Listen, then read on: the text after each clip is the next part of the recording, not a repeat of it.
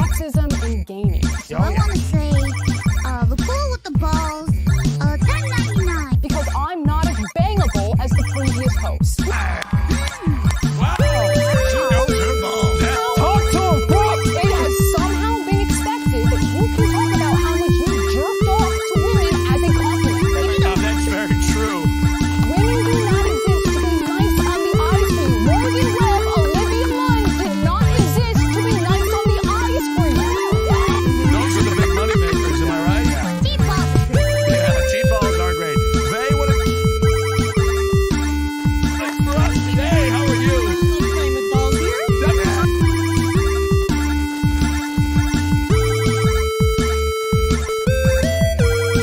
If you don't like it, don't watch it. Peace! Because I'm not as bangable as the previous host. Now, that's very true.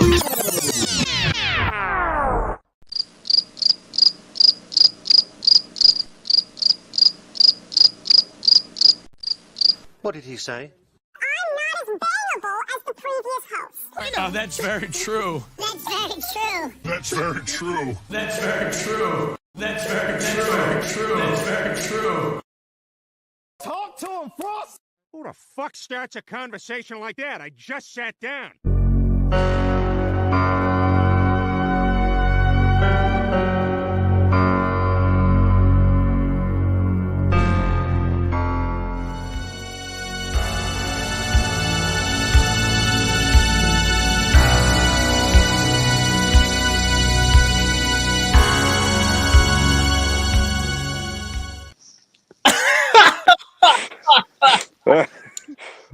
Oh damn! Funny shit, man. That was a great edit. No word to describe. Okay, that was funny though. Okay, I applaud the usage of my war face as sensor bars. Now, see, here's the thing. All right, I've been doing some research about that little bit where they're showing Amaranth doing everything she's doing, right? And I was seeing that people were getting their videos taken down because she was very exposed. She lives in a bikini. Yeah. Okay. So I had to put in Carter's face, and the only way I could really do that was by putting in the funniest thing that I could find, which is Carter's face. Welcome back to the War on Pop Culture. This is episode 10. My name is Special Agent Spooky Clutter. I'm Special Agent Carter Sauce. I am Daner Bobaner. Our I'm not a special fellow. agent. Wow, you're a special agent in our hearts. And of course, the King of a Nation, as always, joining us. This is episode 10, guys. 10 episodes in. This has been one hell of a journey, and I'm very excited to be here once again. Danner being our fourth official member, not only of the War on Pop Culture group, but the Dark Ether Files in general. So once again, round of applause and a special thank you to Danner for joining in on us. And Salute the man, yes. gentlemen. So episode 10, boys, we're here. We got plenty of topics to discuss. Obviously, one of the biggest ones being Amaranth and G4 TV and the just hilarity, the meltdowns, the all the all the shit, right? But of course, as always, before we get into the topics, first we shall address the chat, and we'll have a little bit of a miscellaneous topic to get into before we start with the main show. So first, Michael from Mega Movie Z. Hello, my friend. He says, "Oh, nice setup, Caleb. Thank you very much. I've been working to get this set up as good as possible. Having something a little bit more artistic and a lot more to show off. But thank you very much for hopping in." Rusty's in the chat. He says, "Sup, Hot Topic Association." What's going on, Rusty? Good to see you, man. All right, so before we get into the main topics, I do want to report a couple of sad passings. Oh, wait, hold on. Bacon's in the chat. Hello, Bacon. He says, "Hey, guys." Howdy. Pew He pew. says, "I dig the setup." Thank you very much. Thank you very much. So, a couple of little sad things. William Hurt, for those who don't know, William Hurt, brother of John Hurt, legendary actor. William Hurt, an actor, legendary actor in his own right, He played as General Ross in the Marvel Cinematic Universe films. He was, in the 2008 Incredible Hulk. He was also in Avengers Endgame and Infinity War and a couple others. He passed away recently, this past week, I believe. He also, he also played in the TV miniseries called Bonnie and Clyde. Yeah, for those who don't remember his face, this is him. This was him in one of the Marvel films. So it's very sad that he passed away recently. Our condolences to his family. Rest in peace, good man. And this one here, this one hits a little bit closer to home for me. Let me give me 1 second. Bring this back up. So this man, his name is Akira Takarada, and I might have mispronounced it, but he was in the original Godzilla film from 1954. He passed away a couple days ago. Obviously, you guys can tell I have a Godzilla poster literally right behind me. And Godzilla is one of my favorite franchises. It's a franchise that I've grown up on, and I remember seeing his face in so many of them. And so he passed away. So my condolences to his family. Rest in peace. Legendary actor. All right. What happened to Carter? Didn't even realize. I know. Where'd he go? Where'd you go, Carter? Motherfucker. Bitch. Where were you? Sorry. Apparently Chasing the red chickens. No, unfortunately the Red Queen is now being a troll. What? I don't. The Red Queen was being a troll. She decided to interrupt my broadcast. But now while we're in the middle of in memoriam for these legendary actors, sir, a little bit inappropriate timing, huh? I thought you were shooting an owl or something. No, he's shooting a giraffe. No, I'm shooting. No, nope, I was shooting a holographic bitch. That's what I was doing. Okay, all right. Anyway, my deepest condolences. So Bacon says, "Rip Thunderbolt Ross." Now we'll never get a Red Hulk. Yeah, unfortunately. Mega Movies, Michael, he says, all these deaths lately, man, it's killing me. He says, oh no, I didn't know he died. Yeah, it's kind of funny, actually, because I didn't see a lot of people talking about it. Like, a lot of people were not talking about the fact that William Hurt passed away, especially because, he's known for many things, one of the biggest being Marvel, and nobody really talked about his passing. There wasn't a lot of news outlets covering it. It's kind of like his death just went under the radar. So I don't know what the hell that's all about. Is that about the skin tone? I don't know, man. Could be. You got me. He is a straight white male with a very bushy mustache. Oh my God, man! It sounds like a LAPD sheriff deputy. Bacon says we need a video edit called "The Many Words of Carter." I agree. Carter says a lot of things, doesn't he? Yeah, I kind of do. Bacon also said, yeah, I thought that was weird too. Yeah. I don't know, man. It was, sometimes you don't really get a lot of coverage on certain, actors' passings. And that could be due to many things. One, that the actor isn't really popular, or that the family really didn't want a widespread news thing about it. So it's kind of like, well, but anyway, it is weird regardless. Or you have pedophilic attachments. Yeah. Bacon says there was also a Resident Evil TV show announced. Oh, shit. Dead on Arrival, most likely. DOA. If it's anything like the movie, then I'm not really having much faith in it. But nope. We'll see. No. Bacon also says, call it 50 Shades of Carter. What? With chopsticks. With chopsticks. There you go. 50 Shades of Carter with chopsticks. Okay. See that. So let's go ahead and get into tonight's topic, shall we? Okay. So the first topic, we're going to be talking about Leah Thompson. And for those who don't know about Leah Thompson is a transgendered woman athlete in the swimming sports, right? Oh. And, let's put it this way. This has been getting a lot of traction, and rightfully so. So I'm going to go ahead and pull up an article. But basically what happened is Leah Thompson won an NCAA championship. Thomas, you mean? No, Leah Thompson, I believe her name is. His name is. Let me go ahead and... Go ahead. Sorry, I thought you were talking because when I heard you say Leah Thompson, I was like, No, wait, you better not be Leah, talking.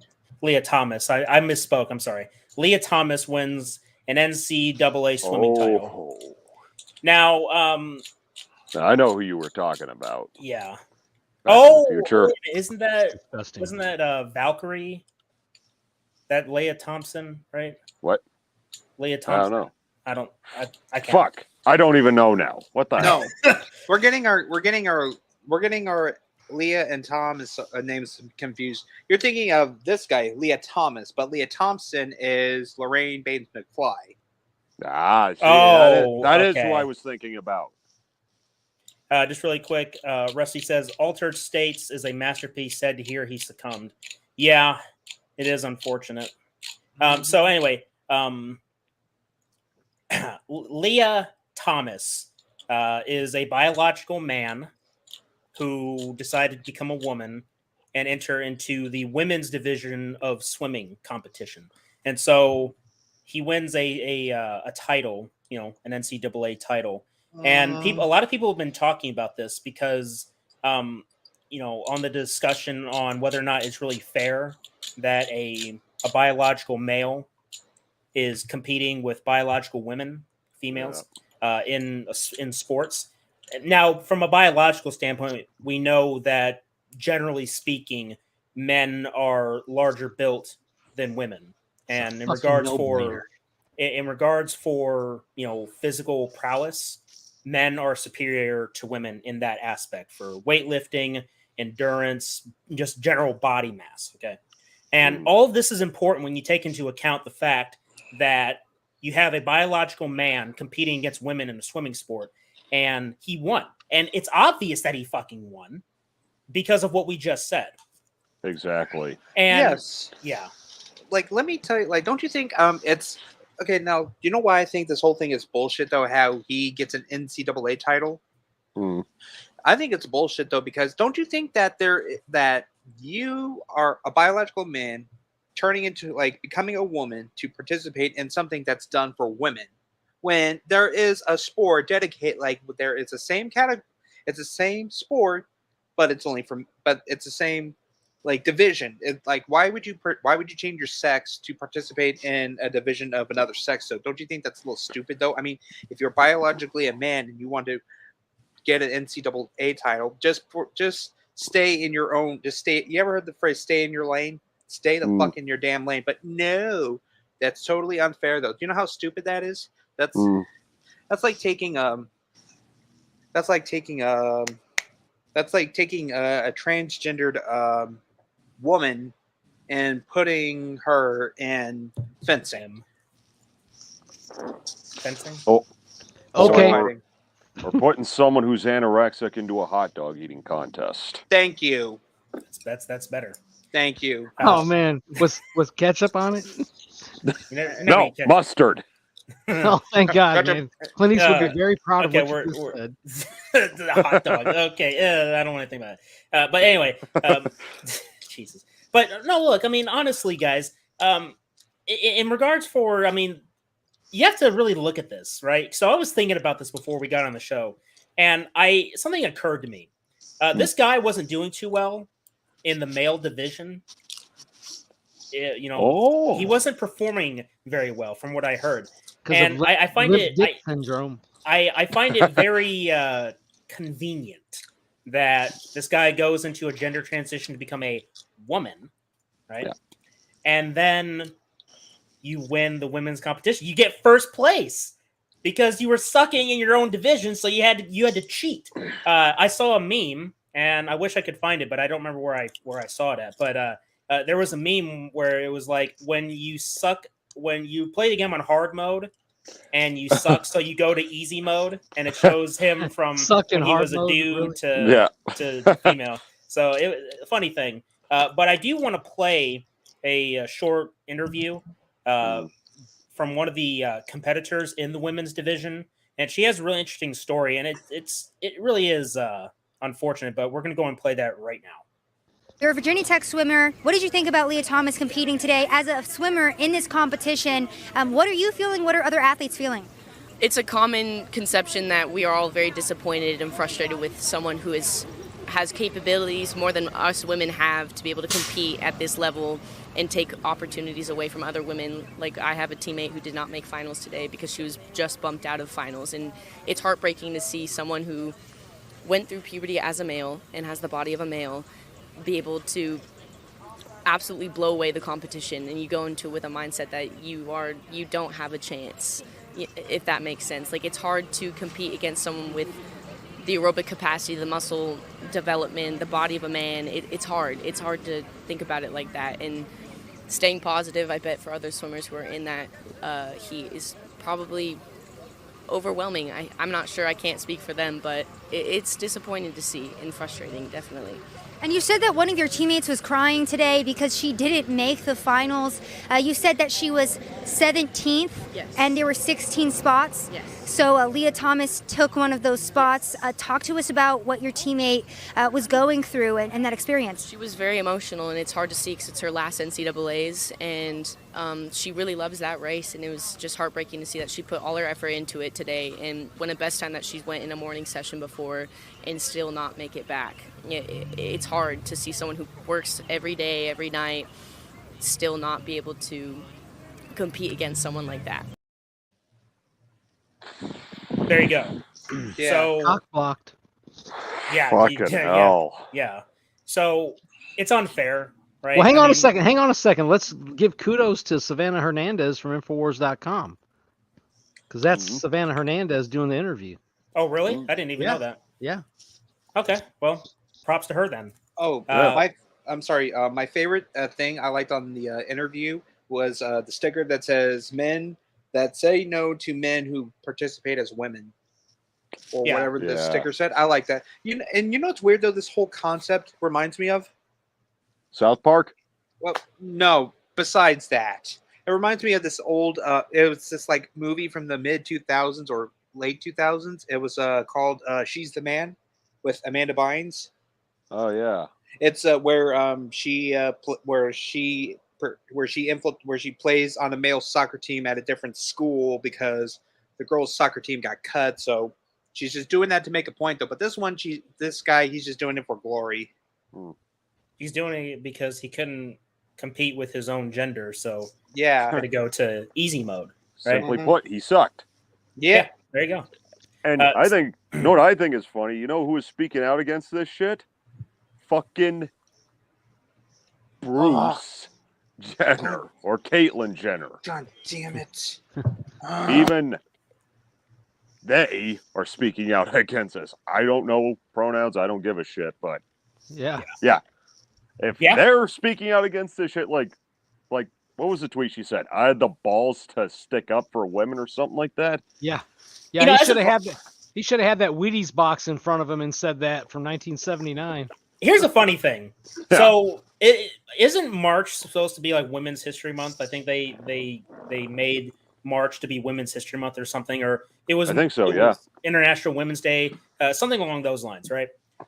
Something that I've noticed is that a lot of the women of the year or the women that are being celebrated this month, they're all dudes.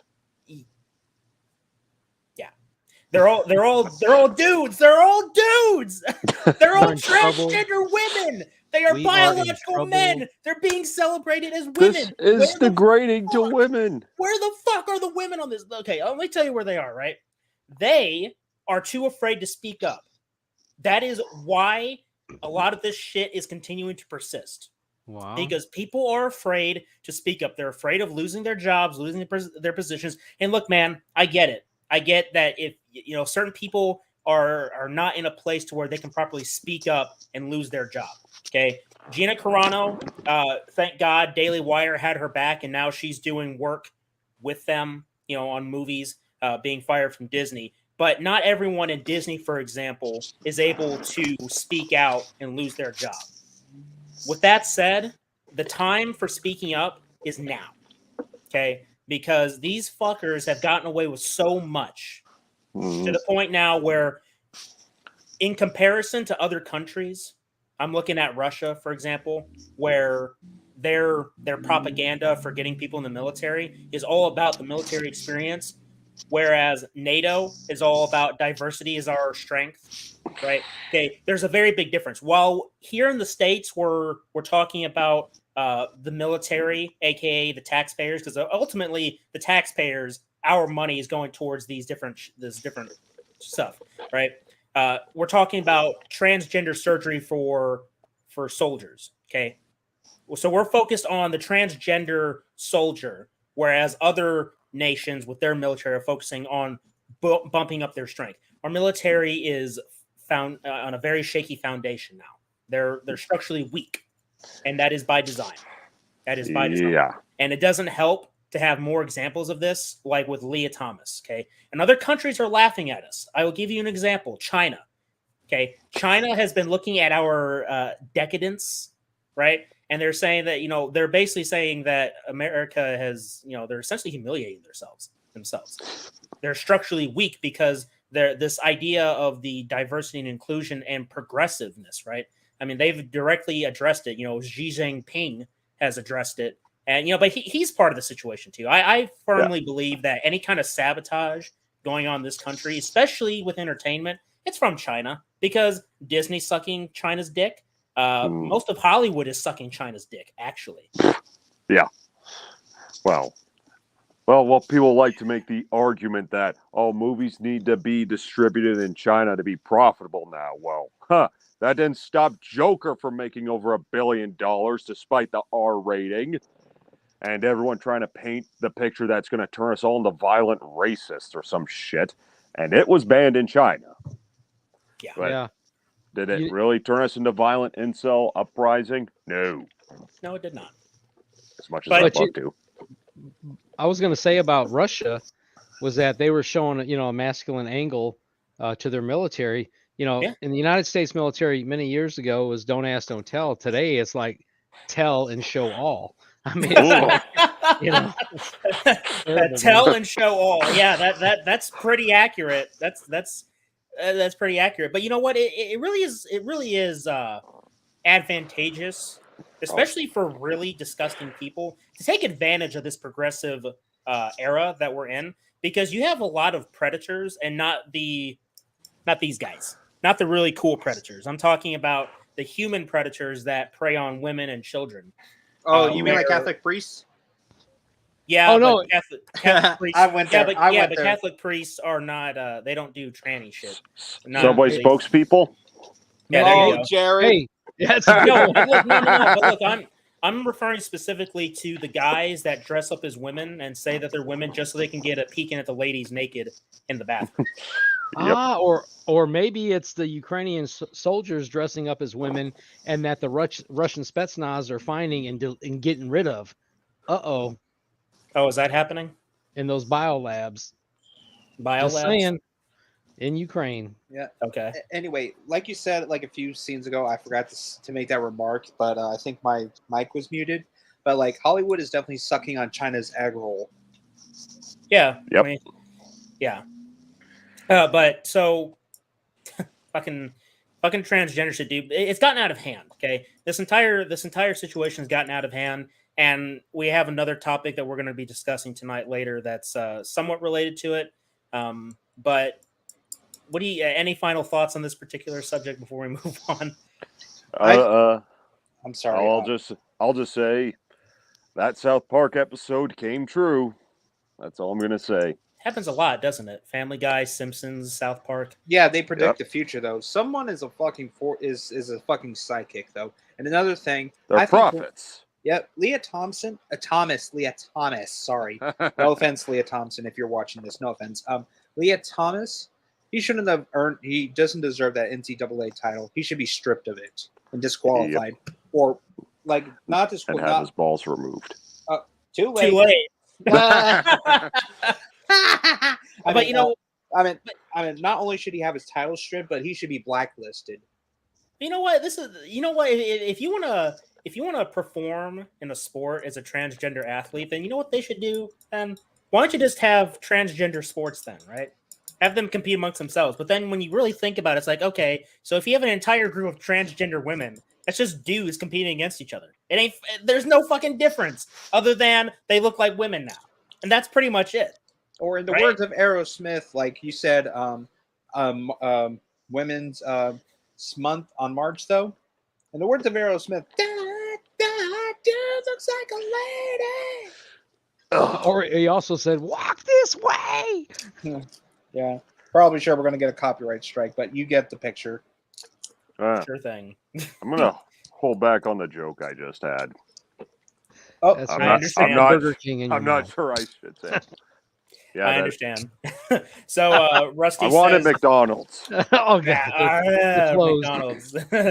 Anyway, so Rusty Because Jussie says, I Smollett respect closed their affliction and their corrective actions to address it, but they should not be in competitive professional sports. Some non-professional sports is fine, but not professional competitive. Yeah. See, I'll the way tell you what, though. Go ahead. I'm gonna have to remember the joke I had because maybe when we're off air, I'll tell you what it was. Type it in the chat in the private chat so you remember. So yeah, here's the thing. What you do with yourself as an adult, that's your business. It's just you have to consider certain things. One thing being the sports angle. Okay, as a man going as a trans woman, competing with women, you have to understand. And these people know, man. You don't think that they know that competing against women is unfair? That's why we have men's division and women's division. There's a reason for that. Okay? Yeah, I saw that.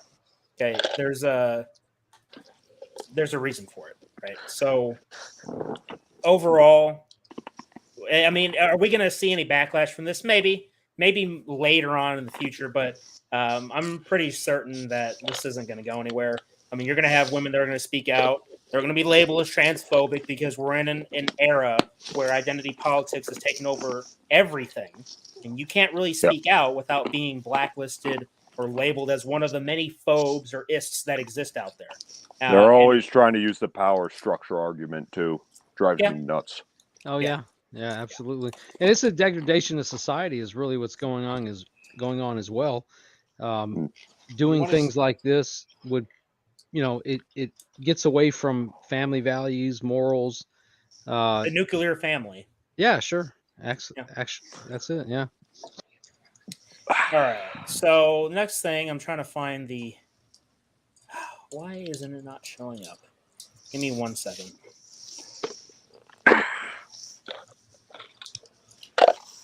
But yeah, I wanted McDonald's, but my brother doesn't like it.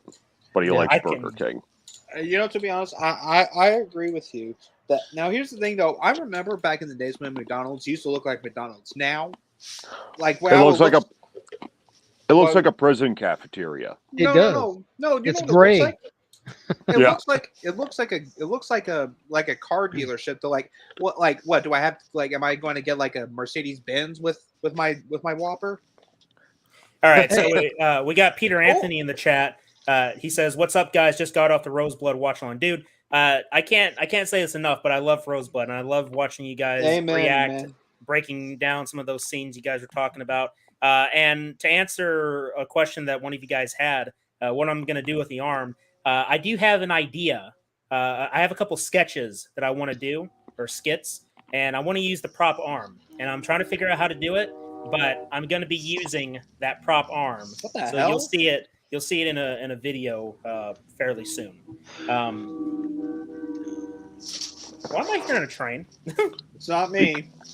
Oh no, that's not a train. That's a truck with Canadian flags.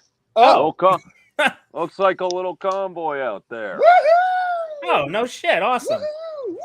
So Peter, but yeah, railroad tracks are nearby. So gotcha. No, I was just hearing it. I thought it was my dad for some reason, but anyway. So Peter also says, if you have an opinion, you're labeled as anything negative in modern times. It's easier to dismiss than debate. That's absolutely true. Yeah. He also says, thanks guys, appreciate the support. Oh shit, can't wait to see you use the prop arm, my friend. Also got my head stuck once in the metal burglar playset. That's a good one.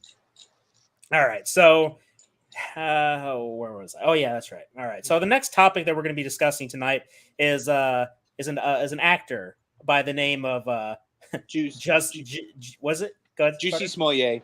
Juicy Smollet. Is that how they pronounce it? Yeah, I always call yeah. it Jussie Smollett. Is that the French rendition, Carter? Isn't he French? I think he is French, right? Yeah, I think so. No, actually, he's no. American. Hang on. No, he's Jewish. Oh, he's Jewish. He's Jewish and black. Oh, okay. Oh. So his mom was black and Black his Juden. daddy's Black Juden. He's a Black Juden. That's right. He is. So Jussie Smollett.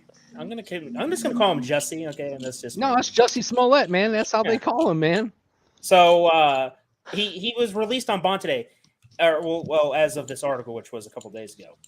But yeah, he was released on bail earlier tonight. Interestingly enough, but one of the reasons I wanted to talk about this is because I wanted to get back to a topic that we had a couple episodes ago about this whole war on white people, or white people being the target of a lot of things.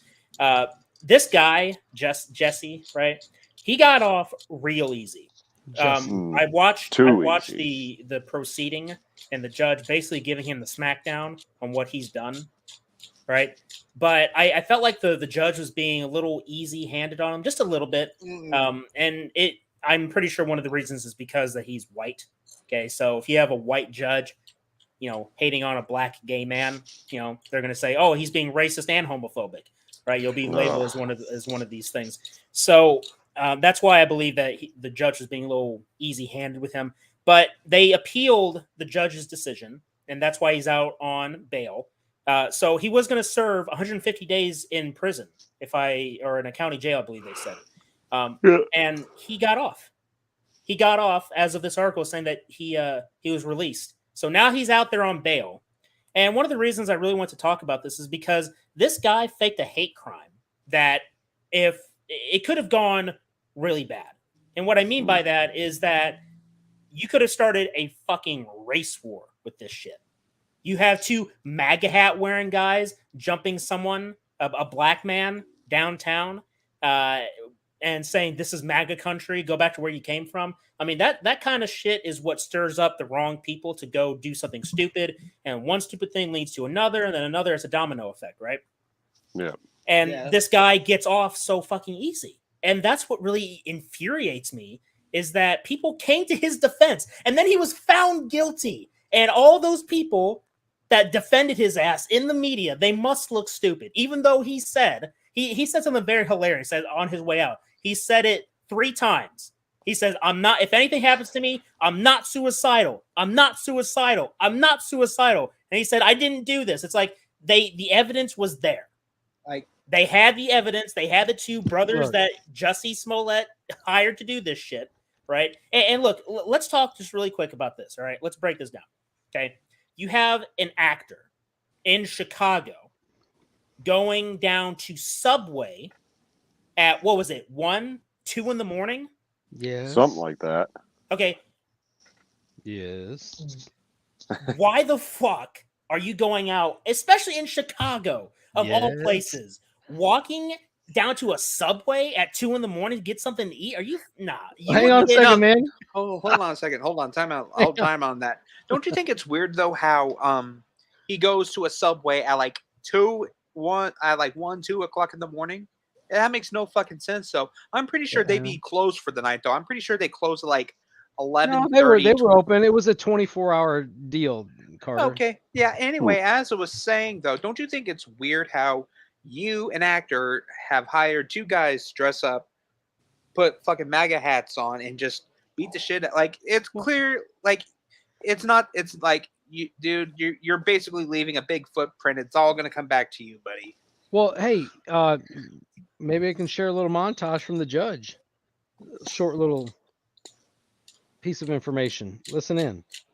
Damage you've done to yourself is way beyond anything else that can happen to you from me or any other judge that would be sentencing you in this criminal case.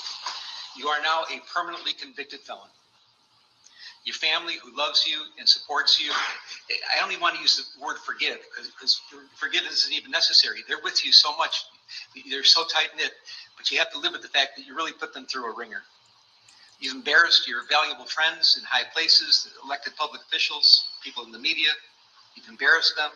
You have to live with that. I don't know if those relationships can be repaired. You become toxic in your own workplace. Your career future is uncertain at very best. It was really on a rocket ship to success, and now you've turned yourself into riches to rags, and it's so unfortunate.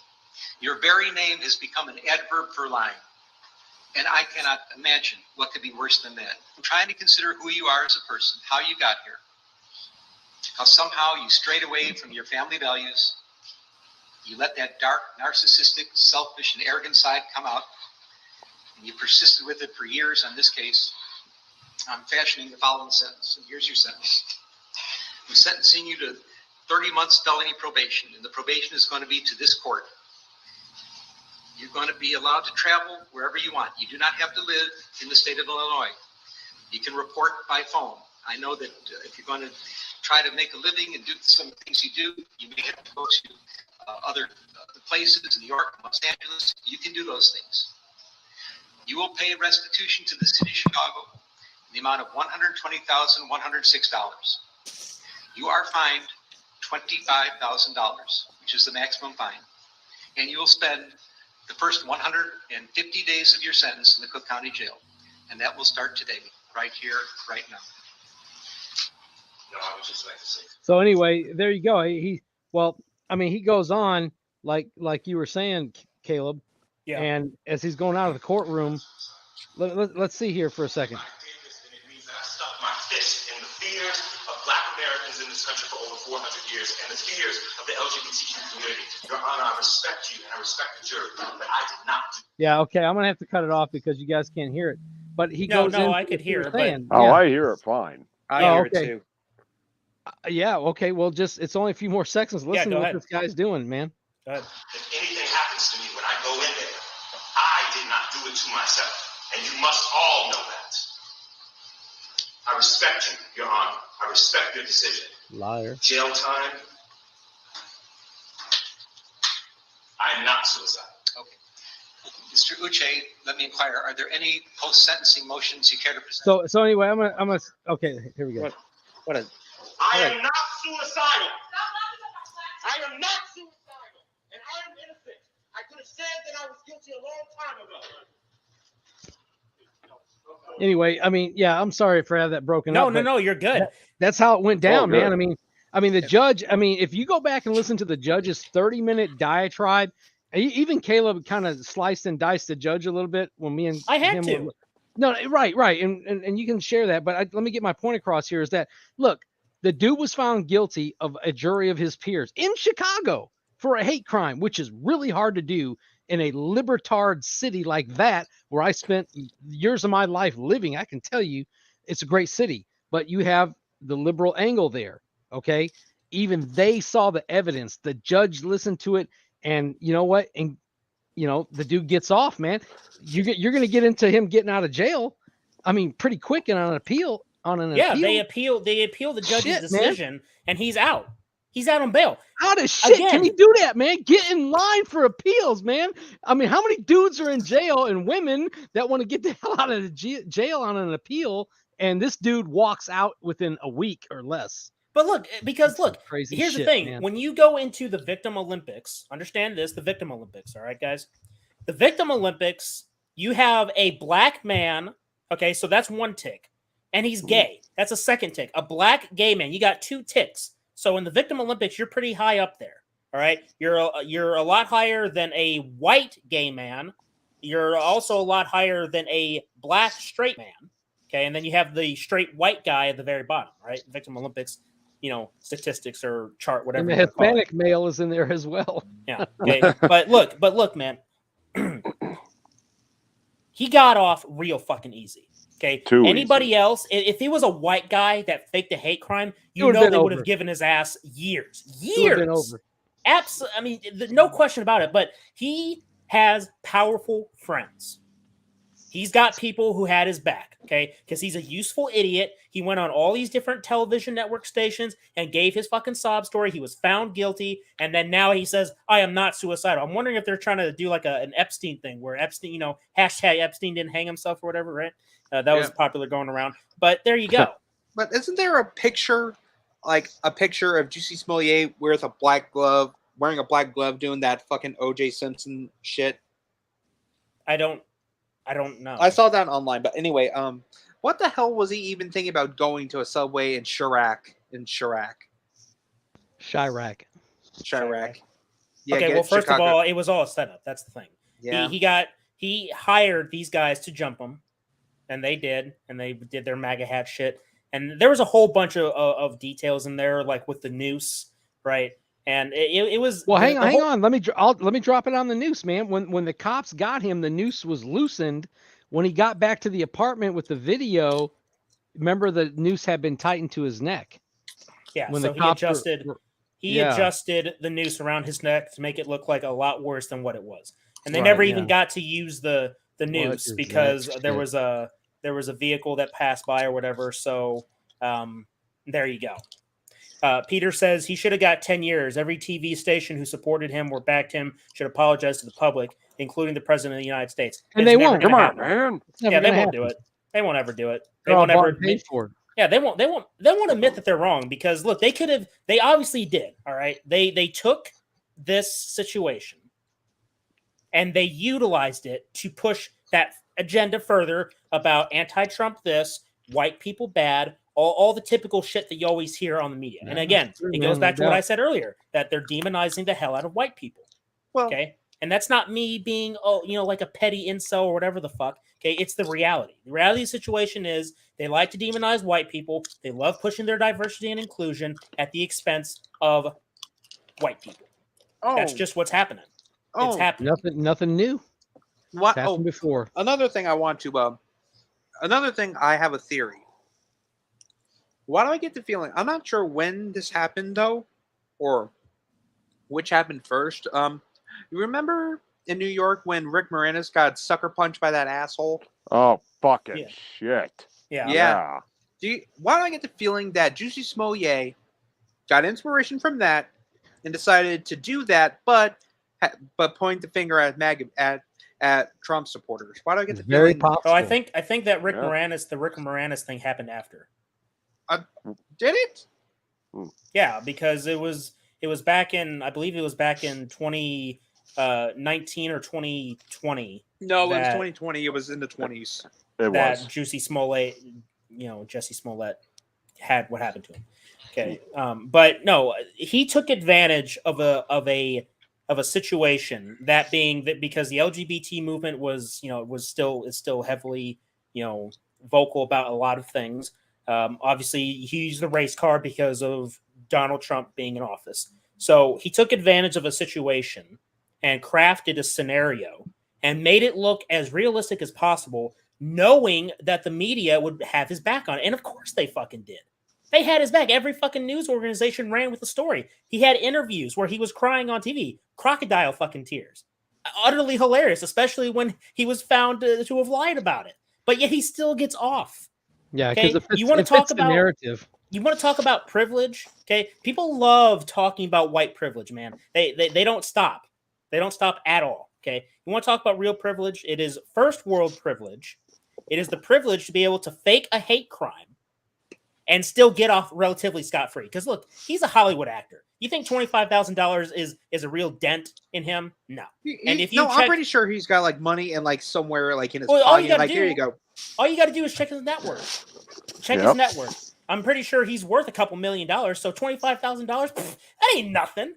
He will be just fine, and he's got people looking out for him because he's in Hollywood. They have their whole Hollywood fucking cabal. They all know each other. They're all real fucking tight. All right. So this doesn't surprise me. Him getting out doesn't surprise me in the slightest because I had a feeling. Because look, when they gave him such a light sentence, that was it. Okay. But let's go even further. They appealed the decision, and then there you go. No. 150 days and counting in the penitentiary. No. You know what he should be in? He should be. Hold on. So Rusty says he insulted real victims of hate crimes, and so I think 5 to 10 years should have been given. Yeah. Well, actually, instead of putting him in prison, how about putting him in like 5 to 10 years house arrest? Nah. that's a little, Put them in the population because of the riots that would have came. People don't remember what happened in 2021. All the damn riots over George Floyd. Could you imagine if that was true? What happened to Jussie Smollett, as Carter was saying? This is just a big ass setup, man, and it's to divide everything and cause fighting. But they were totally peaceful. That's what CNN said. Fiery, but mostly peaceful. Jesus fuck. Also, another thing. The convoy was peaceful. Mm-hmm. Hey, let me ask you something. Straight. Okay. Anyway, yeah, Jussie Smollett, he should his reputation should be tainted. He should be blacklisted from Hollywood. Everything should be stripped away from him. Let him rot in the fucking slammer. 10 years in there, or better yet, just 10, or basically 75 years without a chance for it. Will not disown him. If they would disown anybody, for example, they would disown Gina Carano. Okay, that's who they would disown, which they pretty much did, didn't they? Oh, and another thing about this whole George Floyd riots, about the whole riots thing, you know who I think is somewhat of a hero? Who's that? Kyle Rittenhouse. Now, before y'all say anything, do I think he what he was doing? He was trying to help people, because basically when the riots were going down, they were burning down. Black people were burning down their own neighborhoods just to get some insurance money, or just to prove a point. Though I mean that's a good idea though to burn. Damn. That's a good idea though, but it's a bad idea though if you get caught though. But anyway, and now if you remember, now this is a story, a short story. Back in '91, when the Rodney King riots happened, how many of you know who Rodney King is? Me? Yeah. So anyway, now short story. My mom and dad, they were in LA during the time of the Rodney King riots were going on. My dad told my mom, because she had to go, because she had to drive to CBS because she used to work work in wardrobe for Y&R. My dad told her, "Hon, if anyone is in the middle of the road, they try to come at you or try to get into the truck, just fucking floor that son of a bitch and just drive, don't stop, okay?" Not to mention, my dad carried a 357 on his way to work, though, because he was afraid that someone was going to jump him, though. And also, another thing, you know how, some people, like Kyle Rittenhouse, how he was protecting businesses from getting looted and burned to the ground? Well, you have video of him saying that he was there to provide medical support. That too. Being in a situation like that where you have lots of riots going down, carrying your weapon, that makes sense. I mean, people want to argue that he shouldn't have been there in the first place. It's just the thing is that they told the cops to stand down, and because they told the cops to stand down, ordinary citizens have to take it into their own hands. Look, man, let me tell you something, man. There was a black dude that shot a black retired police officer for 30 years who was guarding a friend of his who owned a pawn shop. So damn straight, man. It was a good thing that Rittenhouse did what he did. He just got caught in the wrong place at the wrong time. I don't know how he got separated from the people he was with, but that's just how it went down. But also another thing that I forgot to mention, though, is that during the riot, so have you ever, I remember seeing this picture, I'm not sure if it was true or not, that there was this Korean guy, this Korean shop owner, camped up on the roof of his business with fucking sandbags and an M1 carbine ready to shoot looters, though. That's what, don't you think that if these are hardworking businessmen and women, though, let's just say something goes down, okay? I'm a very successful business person, and I see someone's store getting looted or burned to the ground. I'm not gonna let my store be a victim. I'm going to barricade all my stores. I'm going to have a fucking fire hose ready, and I'm going to have a fucking I'm going to be just ready to shoot someone. I'm ready to shoot someone. So bring it back, Caleb, full circle. So I wanna address Rusty's comment again, where he insulted real victims of hate crimes, because that's really where the real victims are of this. Because you guys remember as kids the parable about the boy who cried wolf? Yes. There's a reason why that shit was taught. Okay, it's a very simplistic story, but it carries a lot of weight, because when you start faking shit, then when the real shit actually goes down, people won't believe you, and that's when people get hurt. Okay, so the people that do experience hate crimes, wherever it is, all right, now their stories are a little bit less believable in certain cases, depending on where you are. Okay, because idiots like this, Jussie Smollett, can get up there and plead, "I didn't do it. I'm innocent." Basically, I'm not suicidal, right? And then he gets out of jail. He already had a light sentence, and then he was able to get out on bail on a fucking appeal. Are you fucking kidding me? Well, hang on. Yeah, I mean, but the appeal happened so fast. Doesn't Well, need that's to my get more? point. That's my fucking point. He got off easy. Nobody's fucking disagreeing with that. Like, dude, it's all there. Like, are you fucking blind? The evidence is right there. He staged a hate crime. It's false. Why is he getting let go? Like, this is bullshit, though. He should no, don't Vote the get judge out on the next election. Move on. This and look again. This is just one of many fucking problems with Hollywood because they get away with shit like this. This is That's just one why story. Hollywood needs to go away. Yeah. Yep. Yeah. They do need to go away. Promote independent films and Damn good straight. independent films. Okay, don't just support independent films just for the sake of supporting. You need to make sure that what you're promoting is good because if you're going to be competing with these people, okay, then you need to have good quality content, which is out there. All right. Rusty says false allegations of hate crimes, rape, and molestation should be punished with merciless time in prison due to the real victims. It hurts. Exactly. Don't drop the soap, then you're getting karma. Exactly. You're getting And also- carved up too. Also, and I also like Rusty said though, that should also go against women, like women who claim they were raped though. That should go to women, and especially Amber fucking Heard, you fucking redheaded bitch. Yeah, again, faking the shit. I mean, you see the consequences for this, and again, circling back. All right, a real damage could have been done. More lives could have been lost because Jussie Smollett decided to fake a hate crime, and that's something that a lot of people aren't thinking about. They don't think about the consequences of your actions down the road because not everything happens right away. Some random idiot might decide, you know what? Jussie Smollett got fucking violated by MAGA hat wearing people.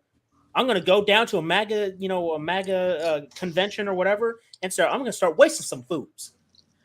Yeah, he took advantage of his skin color, sadly, thinking that he was in Chicago, he could get away with something like that, not realizing that, at 2:00 in the morning, some white guys walking down the street in certain places in Chicago with, Trump hats on or wherever the hell they had on their head. It just wasn't going to go down, especially with the weather the way it was as well. So, it's just all the things that wrapped up into that just exposed him to be the criminal actor, fake ass actor that he purported himself to be. But you know what? He did a pretty good job, didn't he? He sold it to CNN. Well, all the it took other place fucking... in the middle of winter, right? Yes, sir. And he talked about how they poured like fucking ice cold water on him. It's like bleach. Or yeah, something. It's like bullshit. Oh, they just so happen to be carrying bleach with them too. Right. They're MAGA hat wearing white dudes walking downtown Chicago at 2 a.m. carrying bleach and a nuke. I mean, my brother has 2 MAGA hats, and he always every time he walks out the house, it's like, "Hey, Kyle, where are you going with that bleach?" It happens every day. I swear, it's totally happening. The new name is Clorox today. All right. Yep. So, but yeah, so that ridiculous. But let's get on to our next subject, which is a little bit more lighthearted in the sense that it's utterly hilarious just to watch this shit. So you guys remember that whole thing that went down with G4 TV and Miss Frosk going on her epic fucking rant about injustices of women. Yeah. Talk to him, Frosk. I feel okay. All joking aside, I feel bad for that brother, right? He's sitting there, he's cheering her ass on, and the camera's not even on his ass. He's just sitting there, just cheering him on. I feel bad for you, man. If you ever start watching this, I feel bad for you. You were like a second fiddle. It's like the whole situation has become memeified. Let's just put it that way, right? Yeah. So, if you guys haven't been keeping up to date with G4 TV's downfall, well, let's check this out. So, this is from Bounding Into Comics. Great website, by the way. So, the article says, after Frosk accuses viewers of objectifying women, G4 hosted Amaranth for Bikini Ball Pit segment. Now, I would show it to you, but apparently people showing the Amaranth in bikini their stuff is getting taken down. So I can't show you the picture as tempting as that is. But here we go. So in one of the most blatant 180s on a virtue signal in recent years, just a little under 2 months ago, after promoting X-Play host Indiana Frosk Black's on-air rant against sexism in gaming, in which she accused audiences of disliking her because they did not find her as nice on the eyes as previous personalities. G4 has hosted notorious borderline NSFW Twitch streamer Caitlin Amaranth Saragusa. Interesting last name. For a segment centered around her sex appeal.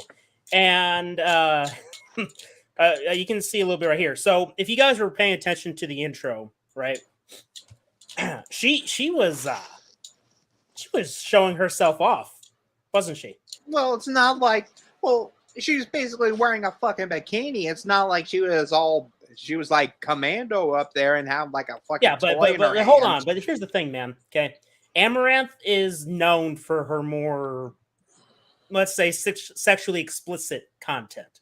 Okay. Yep. And after Frosk goes on her legendary ass rant about objectifying women, referring to Olivia Munn and Morgan Webb, back in the day when they were in scantily clad bikinis, showing themselves off for their sex appeal, nice on the eyes, drawing in viewers, right? Okay. G4, realizing they fucked up, they brought in a popular performer in Amaranth and do exactly what they were protesting against. Utterly hilarious. Absolutely fucking hilarious. The ball pit thing was as a form of counter protest? What do you mean? So I mean, was the ball pit a counter protest, or was this old? Well, this ball pit happened recently.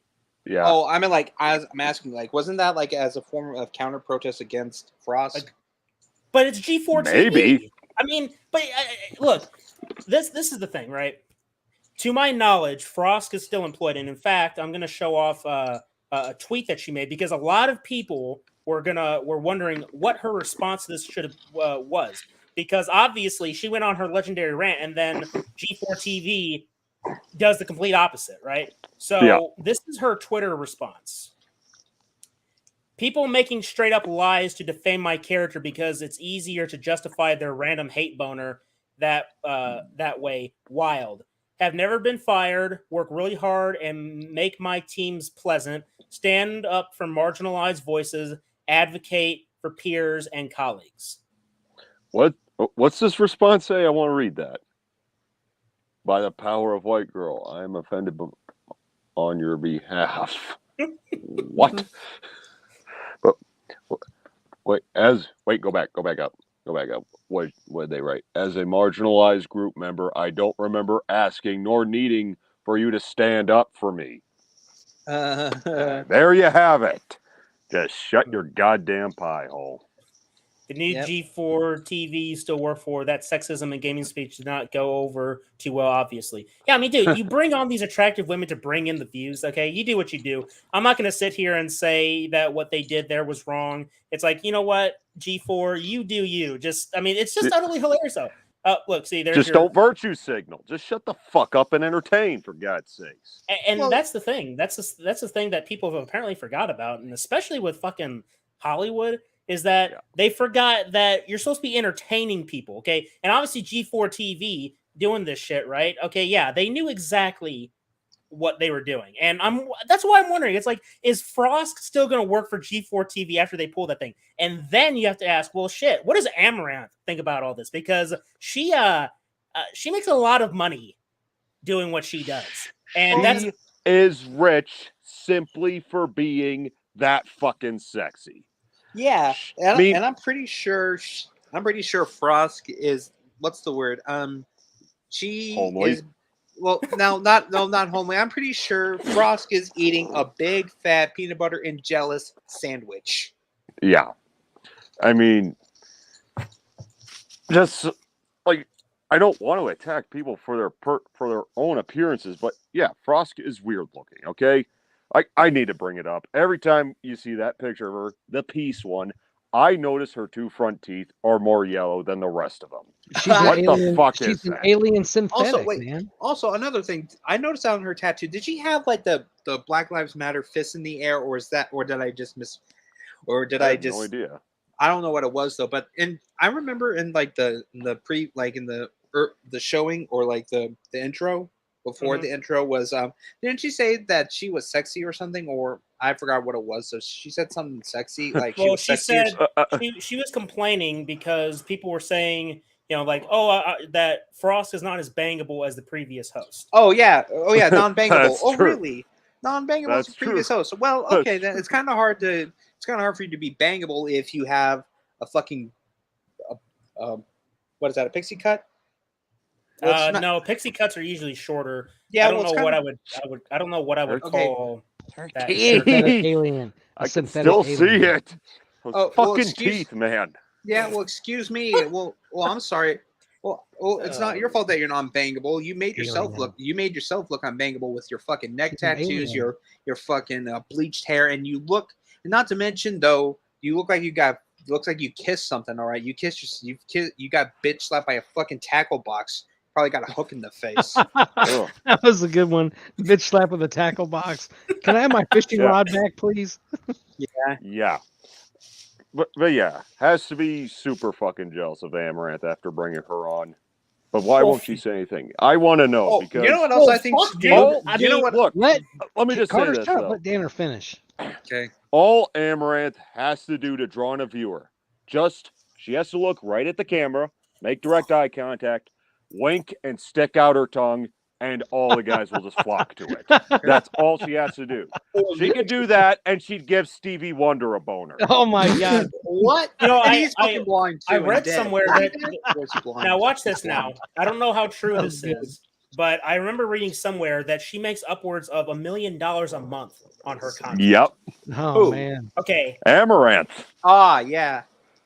Now, obviously, she didn't need to come on here to make the money, but obviously, No. G4 TV had to do something because their It's fucking damage viewers, control. yes, their fucking viewers went down. They were losing subscribers. It was utterly hilarious. And I also heard that their G4 TV channel was actually rebranded to X-Play, and then the X-Play channel was rebranded G4 TV, just so they could rebound on the utter mess that fucking Frost went on. Talk to him, Frosk. Yes, brother. If you're there, Yas, if you're listening, queen. how you doing there, man? You doing okay? How about the other guy, the guy that was clapping? You doing okay over there? You doing okay? The objectifying women thing, right? Nice on the eyes. Amaranth. You good? You good? No, look, I have to laugh at this because you can't sit there and give us this epic fucking lecture and then a couple months later fucking rebound in the most epic way possible by bringing on one of the hottest women on the internet to bring in your views.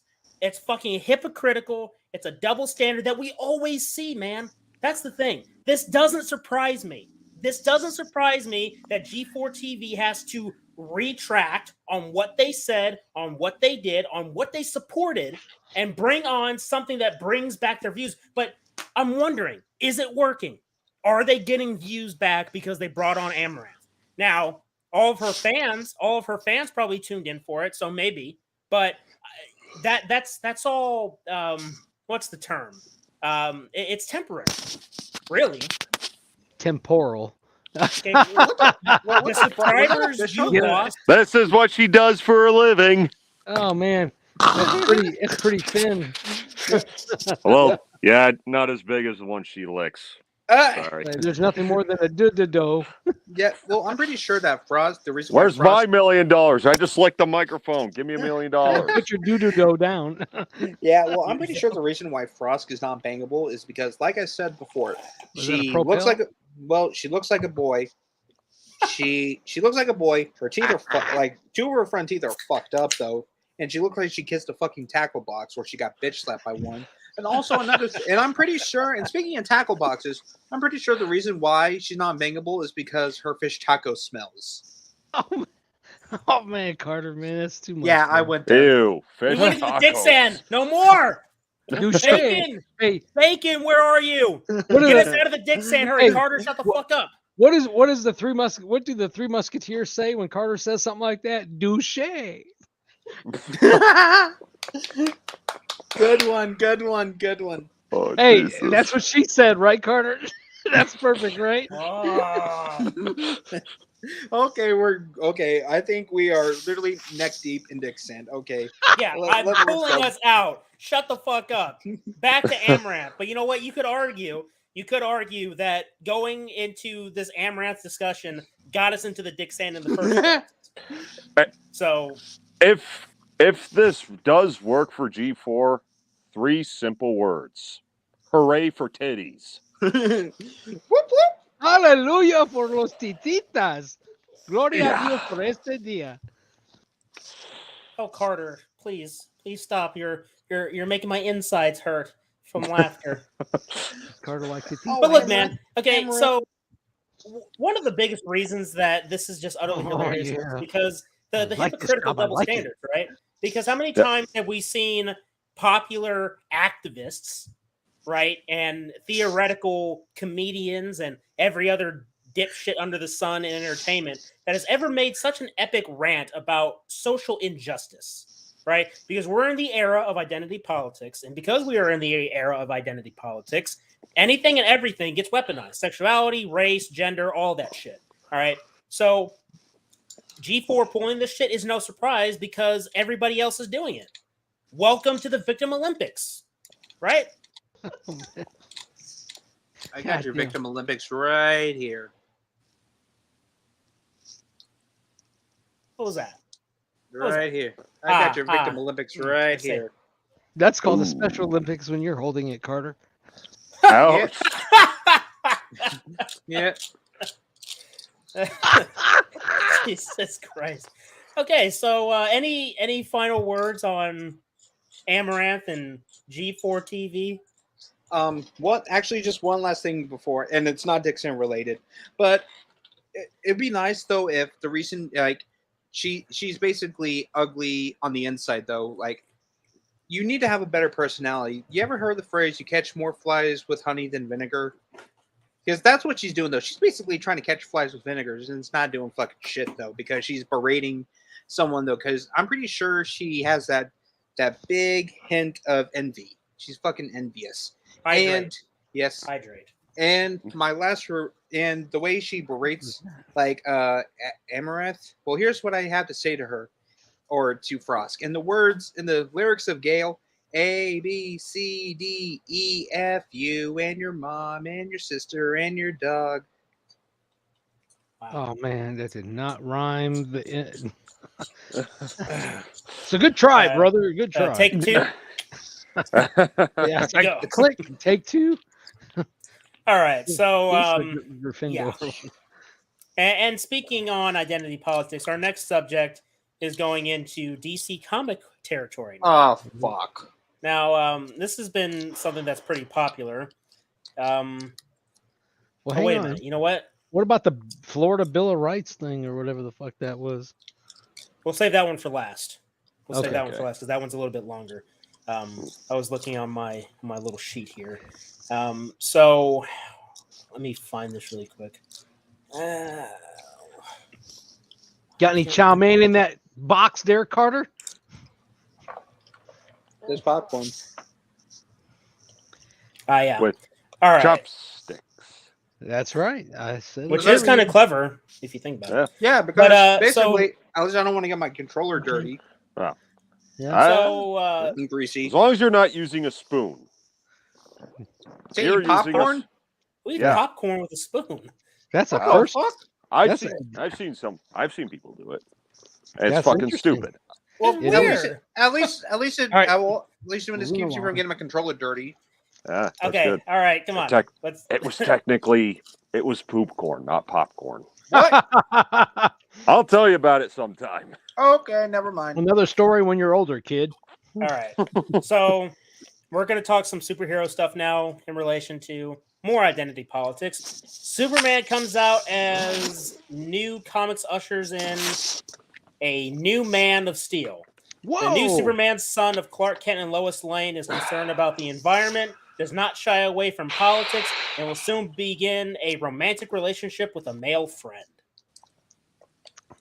Holy Jesus. Jonathan Kent, the new Superman, who is the son of Clark Kent and Lois Lane, shares an unexpected kiss with his friend Jay. Was that Jonathan Cunt, you said, or Kent? Oh, okay, Kent. Okay. Up, and out of the closet. Okay, that's kind of funny. But look, man, here we go again with more. I mean, look, at this point, they're fucking shoving this shit down our throats. This is why I have no desire to support DC any further, because it's always about the agenda first. And if I don't like gay Superman, because it's, again, another tokenization, even if it's not the direct Clark Kent, it's still right there. Checking off the box. Look at that. The fucking S on the chest. New Superman. All right? Now, people are going to say, well, what's the problem with the gay Superman? It's like, okay, you want a gay character with superhuman strength that can fucking fly up, and out of the closet? Make one. Exactly. Make a new character. Stop tokenizing. Another fucking tokenization. I am so tired of seeing tokenizations. That's why I have no desire to go pay money to go see the new Batman movie, no matter how good it is. Okay? Because these people do not give a shit about these comics, about these stories. You keep tokenizing these people, giving us the same shit with different fucking colors. It makes no fucking sense. It makes no sense. I'm tired of seeing it. This fucking activism, the fucking identity politics have ruined comics. They have ruined the film industry. And this is yet another example of it. Okay? Let me go even further. I'm going to talk to him, Caleb. Don't get me fucking started. No, I had to do it. I had to do it. If you're going on an epic rant, I just had we talked about it before. I had to get it out. He's on it. You're right. You're right. Proceed. Hey, no copyrighted music. All right, look. Oh. Okay, so this is Tom Taylor. For those who don't know who Tom Taylor is a DC writer. He's done a few different comics over the years involving DC. Okay, and he shared this picture. John Kent with a proud Clark and Lois looking on. The Derek Charm DC Pride cover to Action Comics number 1044. Okay. Now, if this isn't ass kissing, I don't know what is. Okay. This is all fucking ridiculous. All right. This promotion of this gay Superman, and people were thinking this is a fucking positive message, whatever the fuck. All right. No. Okay. You want to have your gay superheroes, make your own fucking superheroes. Stop fucking tokenizing them. Okay. This is all just, I mean, this art looks kind of crappy too, compared to other things I've seen in Marvel and DC. But, you know, you have these people here that, look at this. Damn, it got me teary-eyed. But what wins this is the blinking dog and the super happy kid. Love them. Ass kissing to this community. That's what this feels like, okay? I may be wrong on it. I don't know. But this feels like a huge manner of ass kissing to this community. Disgusting. Okay? Leave Superman alone. Okay? And look, here's the thing, man. DC and Marvel have been on this fucking trend for a long time doing this shit. Appealing to this community, and a lot of times the community, they don't really like this stuff anyway, okay? You're going to make your own gay characters. Make your own gay characters. Give them unique stories. Give them their own unique abilities. Stop fucking tokenizing them, okay? Well, even that, sadly, even that could backfire. I mean, I hate to bring it up yet again, but remember the New Warriors? Fucking internet that's the funny thing, okay? But again, you know, one of the reasons is because they're not focused on telling good stories. No. They're focused on pushing that agenda, because the agenda for Hollywood is to promote diversity and inclusion, which isn't actually diversity and inclusion when you really break it down. Because what is really going on here is they don't like a certain kind of diversity and inclusion. No. That being the thoughts, the diverse thoughts, the diverse opinions. They don't care about that shit. They don't, because you bring up a legitimate criticism of your work. For example, why are you going to make Batman a black guy? Batman is Bruce Wayne with his own unique story. Superman is Clark Kent with his own unique story. Spider-Man is Peter Parker with his own unique story. How many times has Eric July said this? Okay, stop fucking tokenizing these fucking characters. It's lazy as shit. Okay, how many of us have been criticizing this? And why are we criticizing it? Okay, the comics are not selling well. Right. No. When you look at the numbers, the sales are going down here in our own country. Yep. Manga, Japanese comics are outselling American comics. And you have to ask why. Why is that? Because Hollywood is creatively bankrupt. That's it. Yep. No creativity. Spot on. It's the same shit over and over again. Dude, they're going to tokenize fucking tokenizations. They're going to tokenize. They've already done it. Which goes into the next thing we're going to talk about. But I want to address the chat because we're a little behind the chat because I went on my fucking, rant. Okay, but you guys have to understand. Thank you. You guys have to understand. All of us here in this stream, we care about good comic book heroes. Okay, heroes that we can watch movies or read the comics. We enjoy this shit. I don't like having to fucking get angry over DC because I like my Batman, I like my Superman, I like my Wolverine. Okay, just a few examples. Okay, I like these characters. I don't want to fucking hate on them, but you keep on giving us shit, and I'm not gonna be a blind consumer. We are not going to be blind consumers. That's why I have no desire to go pay money for that Batman movie, no matter how good it is. Yeah, especially with that fucking fairy in it playing the lead role. Robert Pattinson. I'll say this. I actually think he did a fine job as Batman. He really did. He was a good I mean, that's what I've heard. That's what I've heard. I heard. Hang on. Let Carter say what he has to say because no, I was making a Ghostbusters remark though. Like that's what I heard. Oh, yes, it's true. This man has no dick. Dingo. Anyway. All right. Proceed. So in the chat, Rusty says, like the picture, but I'd prefer it to be a new superhero, not Superman. Yeah. Right. Sloppy seconds. Comic sloppy seconds. There you go. Isabella says they make remakes all the time, but as soon as they remake, the remake is a gay man or woman or something, then people have a problem. No, because I've criticized remakes too. Okay, because and the thing is though is that there's a difference between remaking versus a tokenization. Okay, because let's see, Batman 1989 was one of our first live action depictions of Batman in a film sense. Now, obviously, you have the Batman TV series with Adam West. Okay, yeah. But Batman 1989 is the first live action depiction of the character in a cinematic sense. Okay, then you have in a serious tone as well. Right, and then you could say that Batman Begins could be a remake of the Batman story. Obviously, Batman came from the comics. Batman Begins is another adaptation.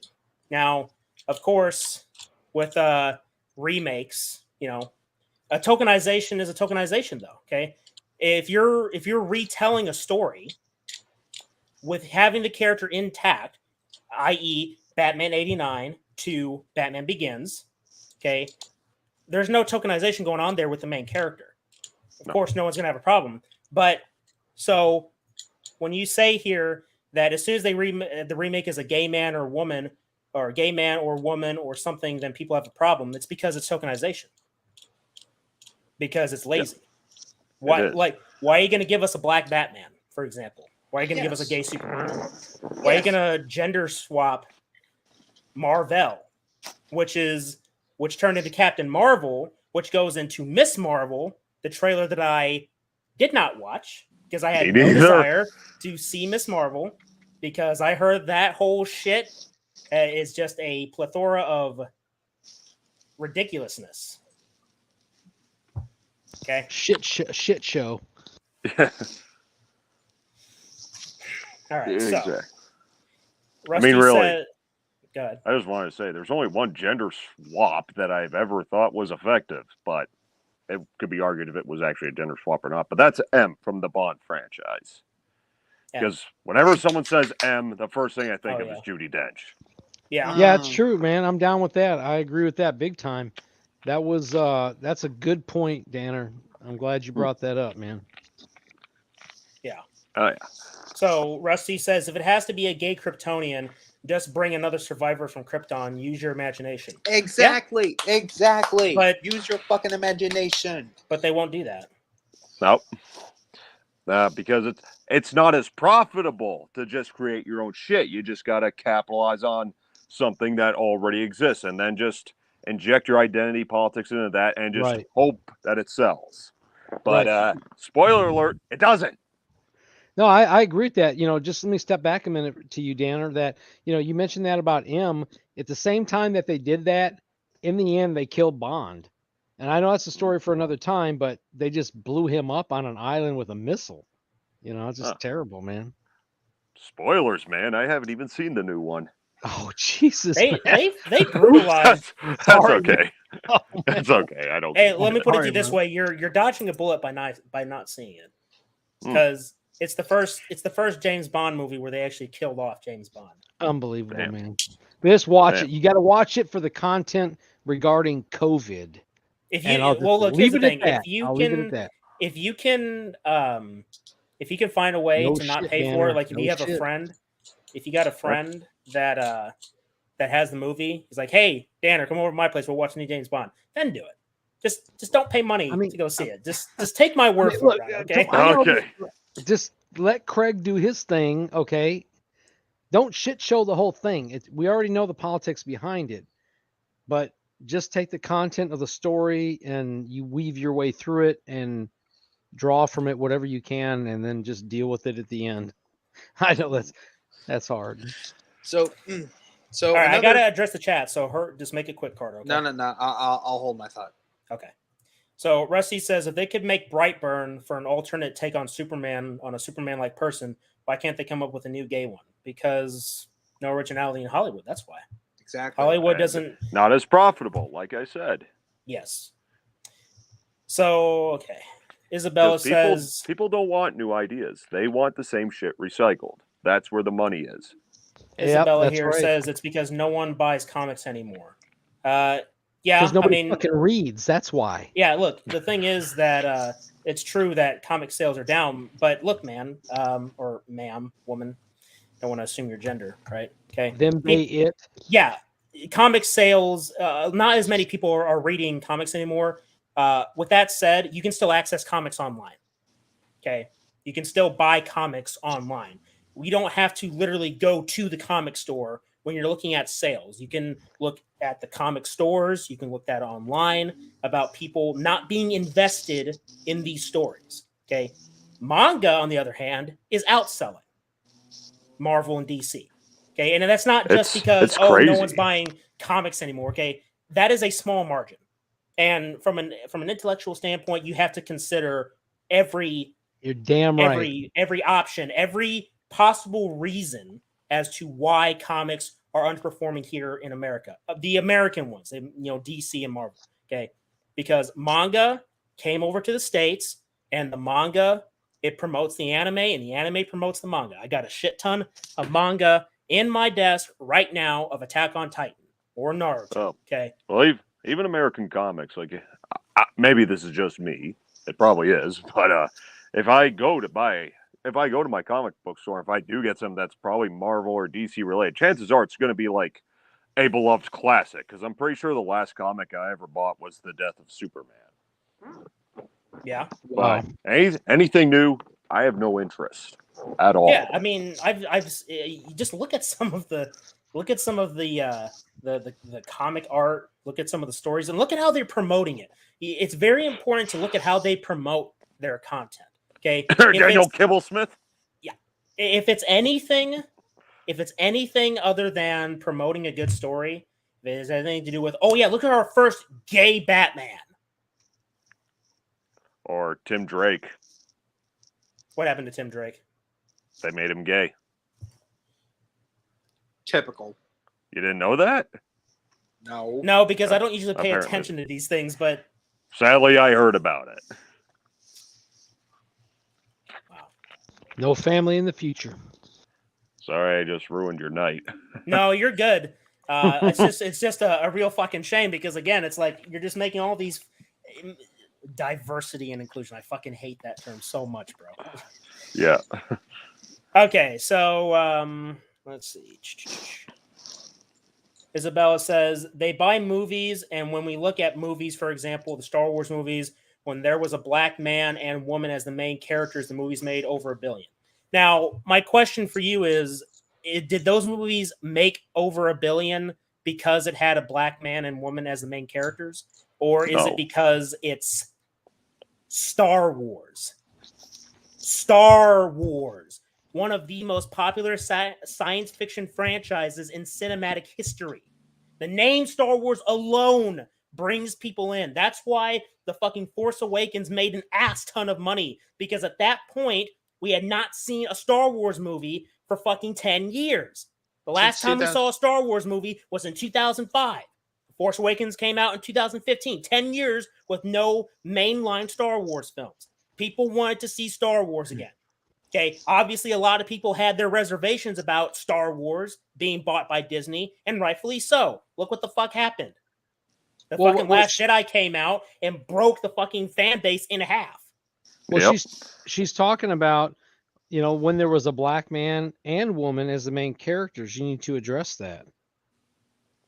Yeah, but that's what I'm trying to find out. Are you saying that the movie made $1 billion because it had a black man and woman as the main characters, or what is the point? What is the point you're trying to make in saying that? And we all know that the Force Awakens poster is just another example of Disney sucking China's cock, right? I mean, no shit. What they did with like what they did for the Chinese poster, where they just reduced Finn to like nothing. Like this big, about the size of a grain of rice. Yeah, and he's holding a fucking lightsaber in his hand. He's a main character, and Disney was like, "Hey, you know what? We got to make this movie sell in China, so we need to reduce him in the poster." Well, here's the reality: diversity. Yeah, and the Chinese are very diverse too. You know what it is? They don't want black folks. They don't want anything to do with black people, and that's a fact. You can do the homework on that. I digress. She says, excuse me, then the movie made right after with a straight white man as the lead made less than 400 million, I believe. If you're referring to Solo, I blame that solely on the fact that Last Jedi was such a terrible fucking Star Wars film. Yeah, it doesn't have anything to do with skin color.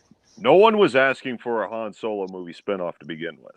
That's right. And if I remember specifically, Harrison Ford had no interest in seeing it anyway. Good. Rightfully so. Rightfully so. I have the jacket from that movie, though. I needed a new jacket. That's right, man. What Rusty's saying there, no one said the sheep aren't profitable, and that's where it's at. It's about the money. Just going back to the Predator thing, just as a throwback memory. It was all about profit. Everything's about profit, man. Well, see, that's the thing. It's a business. It's really profitable because these movies, these new installments and these franchises aren't being made for the fans, really.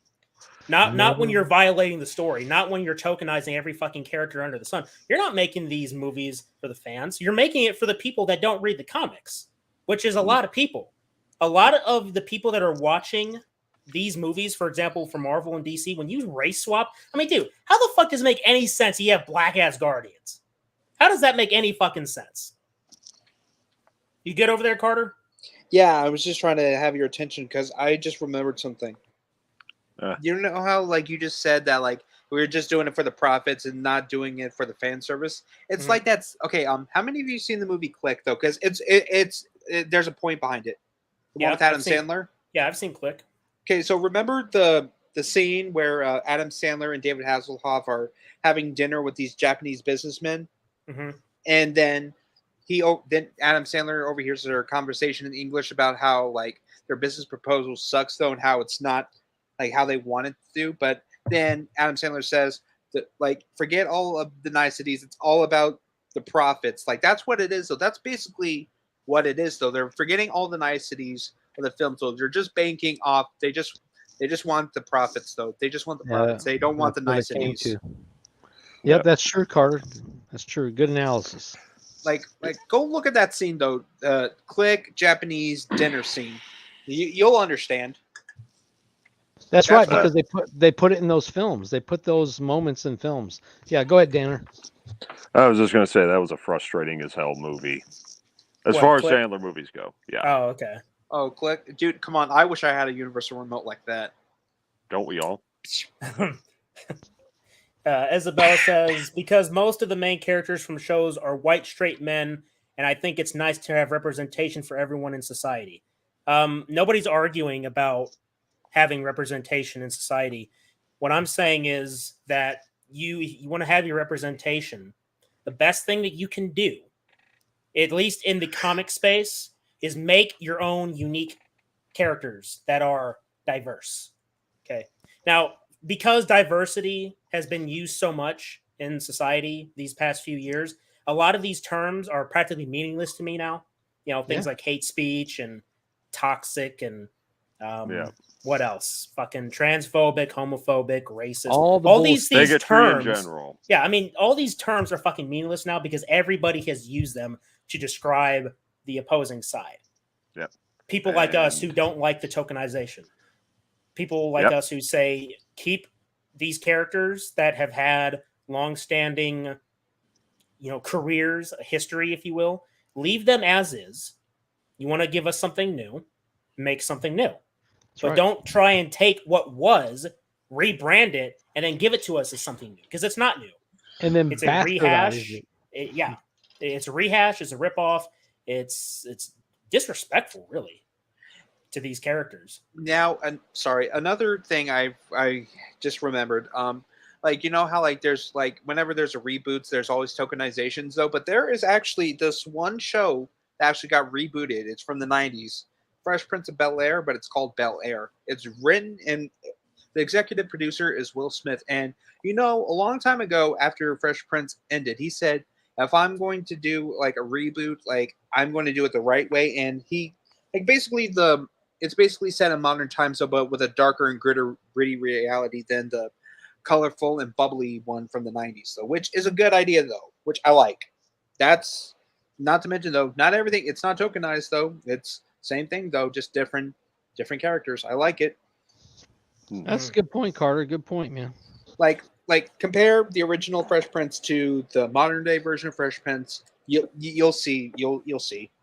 Yeah, I mean, I really had no desire when I saw the trailer for the new Bel-Air and how they were taking more of like a serious tone. I guess I just wasn't really interested because I watched a few episodes of the original Fresh Prince of Bel-Air and it was a comedy.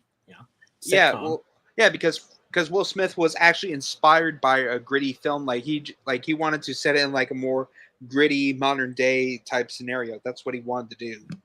Cool, I guess. Which is a nice touch though. Right, but everything that's going on today is divide and conquer, man, and then you can formulate your ideas from that point on. Yeah. Anyway, Isabella says so. They have to race swap and sexuality swap, and when you make new characters, they don't sell as well. Okay. Here's the thing, and I've talked about this many times before, right? Where when these new characters, that's one of the biggest advantages of a tokenized character is that they can bank off of the name brand recognition. So, for example, a gay Superman or a black Superman, okay? Now, the name Superman is what draws people in. It's something that they recognize. So you buy it, you pay into it, and then when you find out it sucks, well, then you start losing money.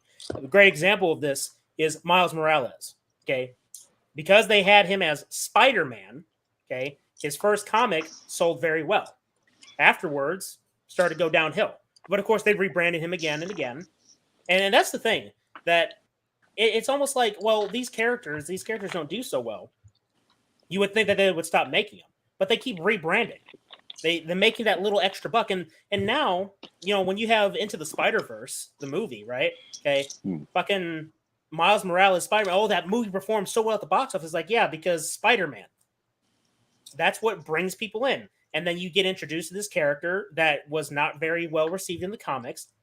Okay, and so you equate success based on one comic, and then they keep rebranding it. Hell, that's what happened with Carol Danvers. Okay. Her fucking comics were shit. And how many times did they rebrand her? A shit ton of times. More than I can count. But yeah. So, but yeah, look, the thing about creating an original story is that you don't have the benefit of name brand recognition. Okay. And that's how it was back in the day when a lot of these characters were first getting introduced. You know, Batman, Superman, Spider-Man, all these household names that we know of today, they started from the ground up. They had to work their way there. And you can't have any excuse. These days, getting money together to promote your new characters that aren't part of the main two brands, okay, it's a lot easier. I'm not saying that's all easy, that it's going to be easy peasy sailing, but it's a hell of a lot easier to create a new character these days than it was back in the day, which is why you had tokenizations like, for example, She-Hulk or Batgirl, right?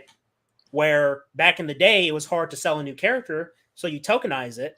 I'm not saying that they were justified in doing so, but at the very least, you can understand why it is that they took those characters with their recognizable names and then made, you know, spin-off, you know, diverse, whatever, versions of them. And, you know, She-Hulk is a little bit, well, at least back in the day, was a lot better handled compared to these days. Because, I mean, with today's She-Hulk, they made her look like literally the Hulk, but with, you know, more little feminine features. Got rid of the more, you know, feminine features from the She-Hulk that we know. But I mean, but see, again, it's like they keep fucking these things up. They can't stop. I like if there was some way they would remake She-Hulk, I would love to see Gina Carano as She-Hulk. I wouldn't, just because I don't want them to bring. I don't want her going back to Disney. She doesn't need to go back to Disney. Unless it was an independent film, then I would. They could be in just some parody or something. I don't give a shit. Yeah, I mean, just don't go back. Don't go like some kind of parody skit that could work. But if it's owned by Disney, that's a lost cause. Yeah, no reason to go forward through there.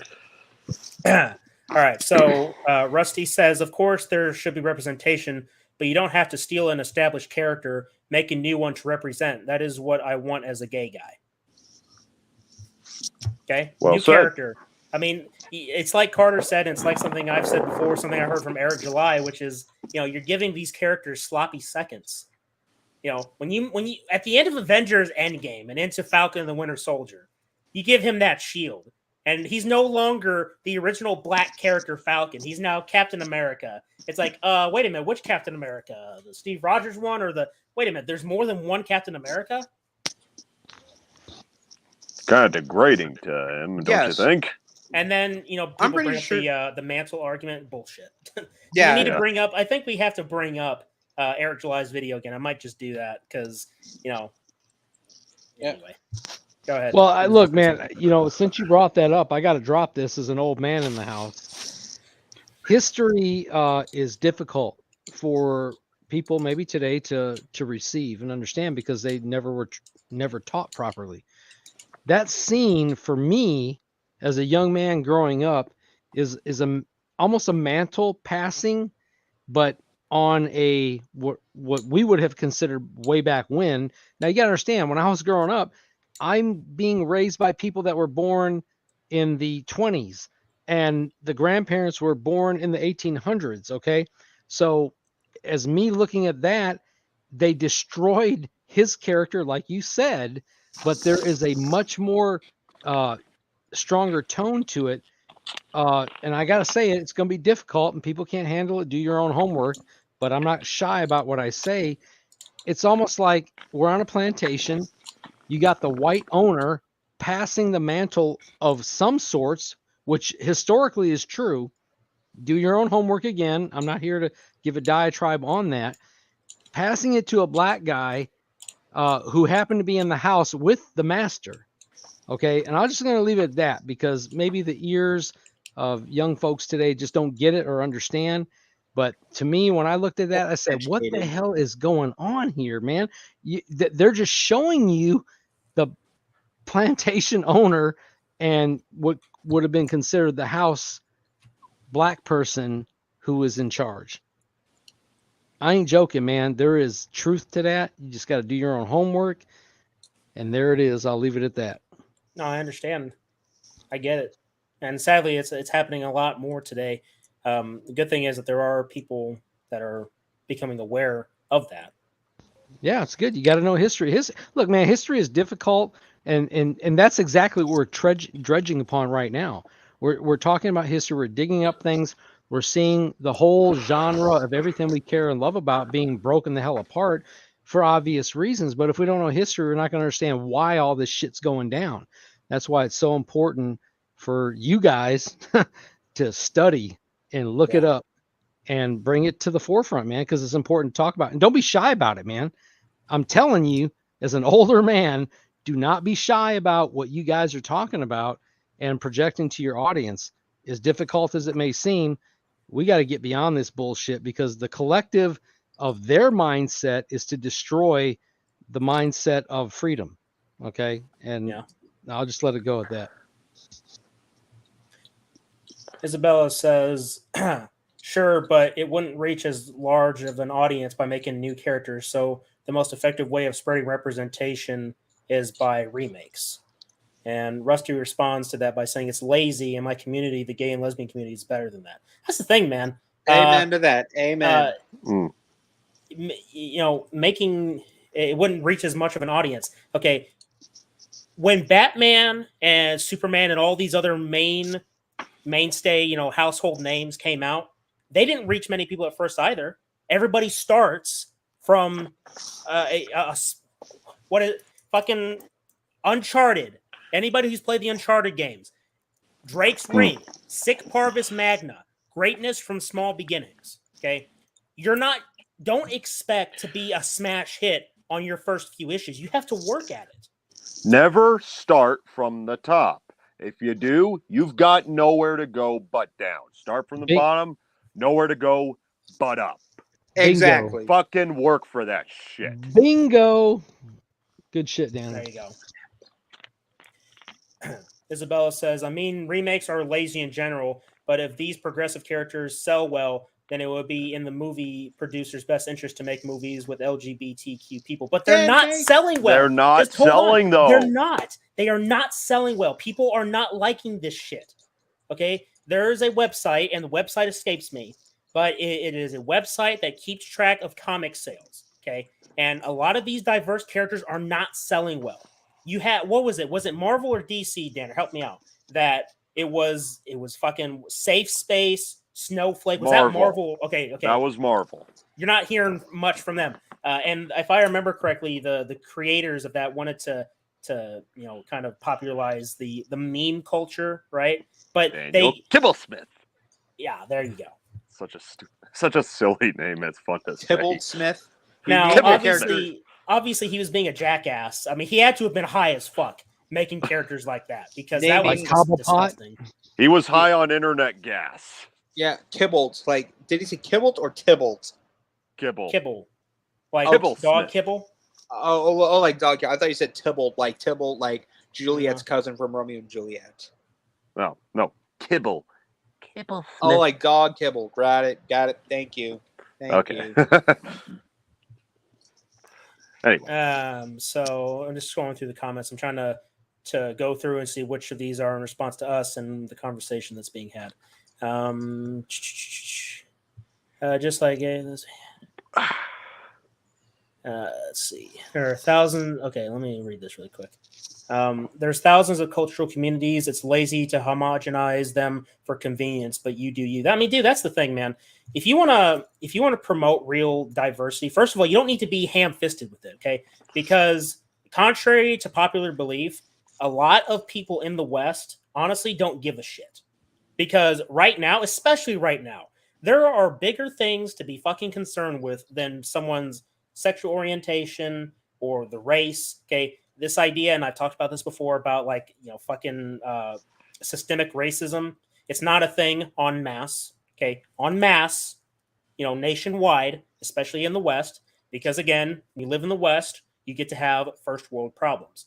I'm not saying that you can't face any other hardships like any other country. What I'm saying is that things like being killed for your sexual orientation, it's not happening as much as it used to, or as much as it is still happening in other countries. So if you want to go out and protest or go to your pride parades, okay, here's a really good idea.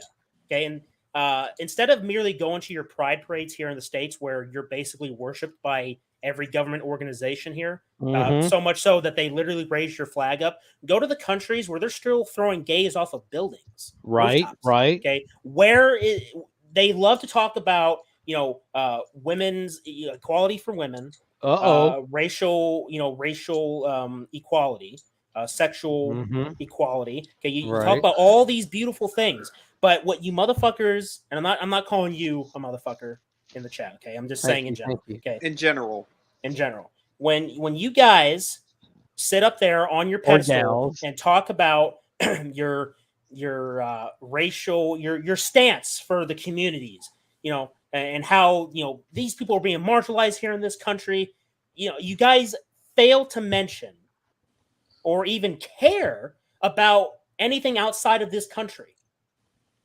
So much so that, for example, Black Lives Matter. You have every other country in the world talking about Black Lives Matter, and I'm over here like, no fucking shit, Black Lives Matter. Hey, tell that to the Rwandans fighting the. You mean Wakandans? The Nigerians, the Wakandans, right? Where the fuck are you with all your support? All of your fucking glory, where are you for what's happening outside of this country? Because right now, or even this continent, right now, right fucking now, all of you motherfuckers are all about support Ukraine. All of a sudden now you care about what's going on the other side of the world. But fuck, if there's a homosexual man that gets thrown off of a fucking building in the Middle East, what was that? What did you say? Oh, you don't fucking give a shit. You don't care. Yeah. So you it's not in the mainstream media, then it's not happening in your eyes, is it? That's it, man. That's it, bro. You don't care. And that is my point. Don't sit up here and talk to me about diversity and inclusion when we have achieved that. If you want to go to what do you want to say? If you want to go to a safe haven, or do you want to go to a utopia of diversity and inclusion where all these people are welcome, go to a place like California.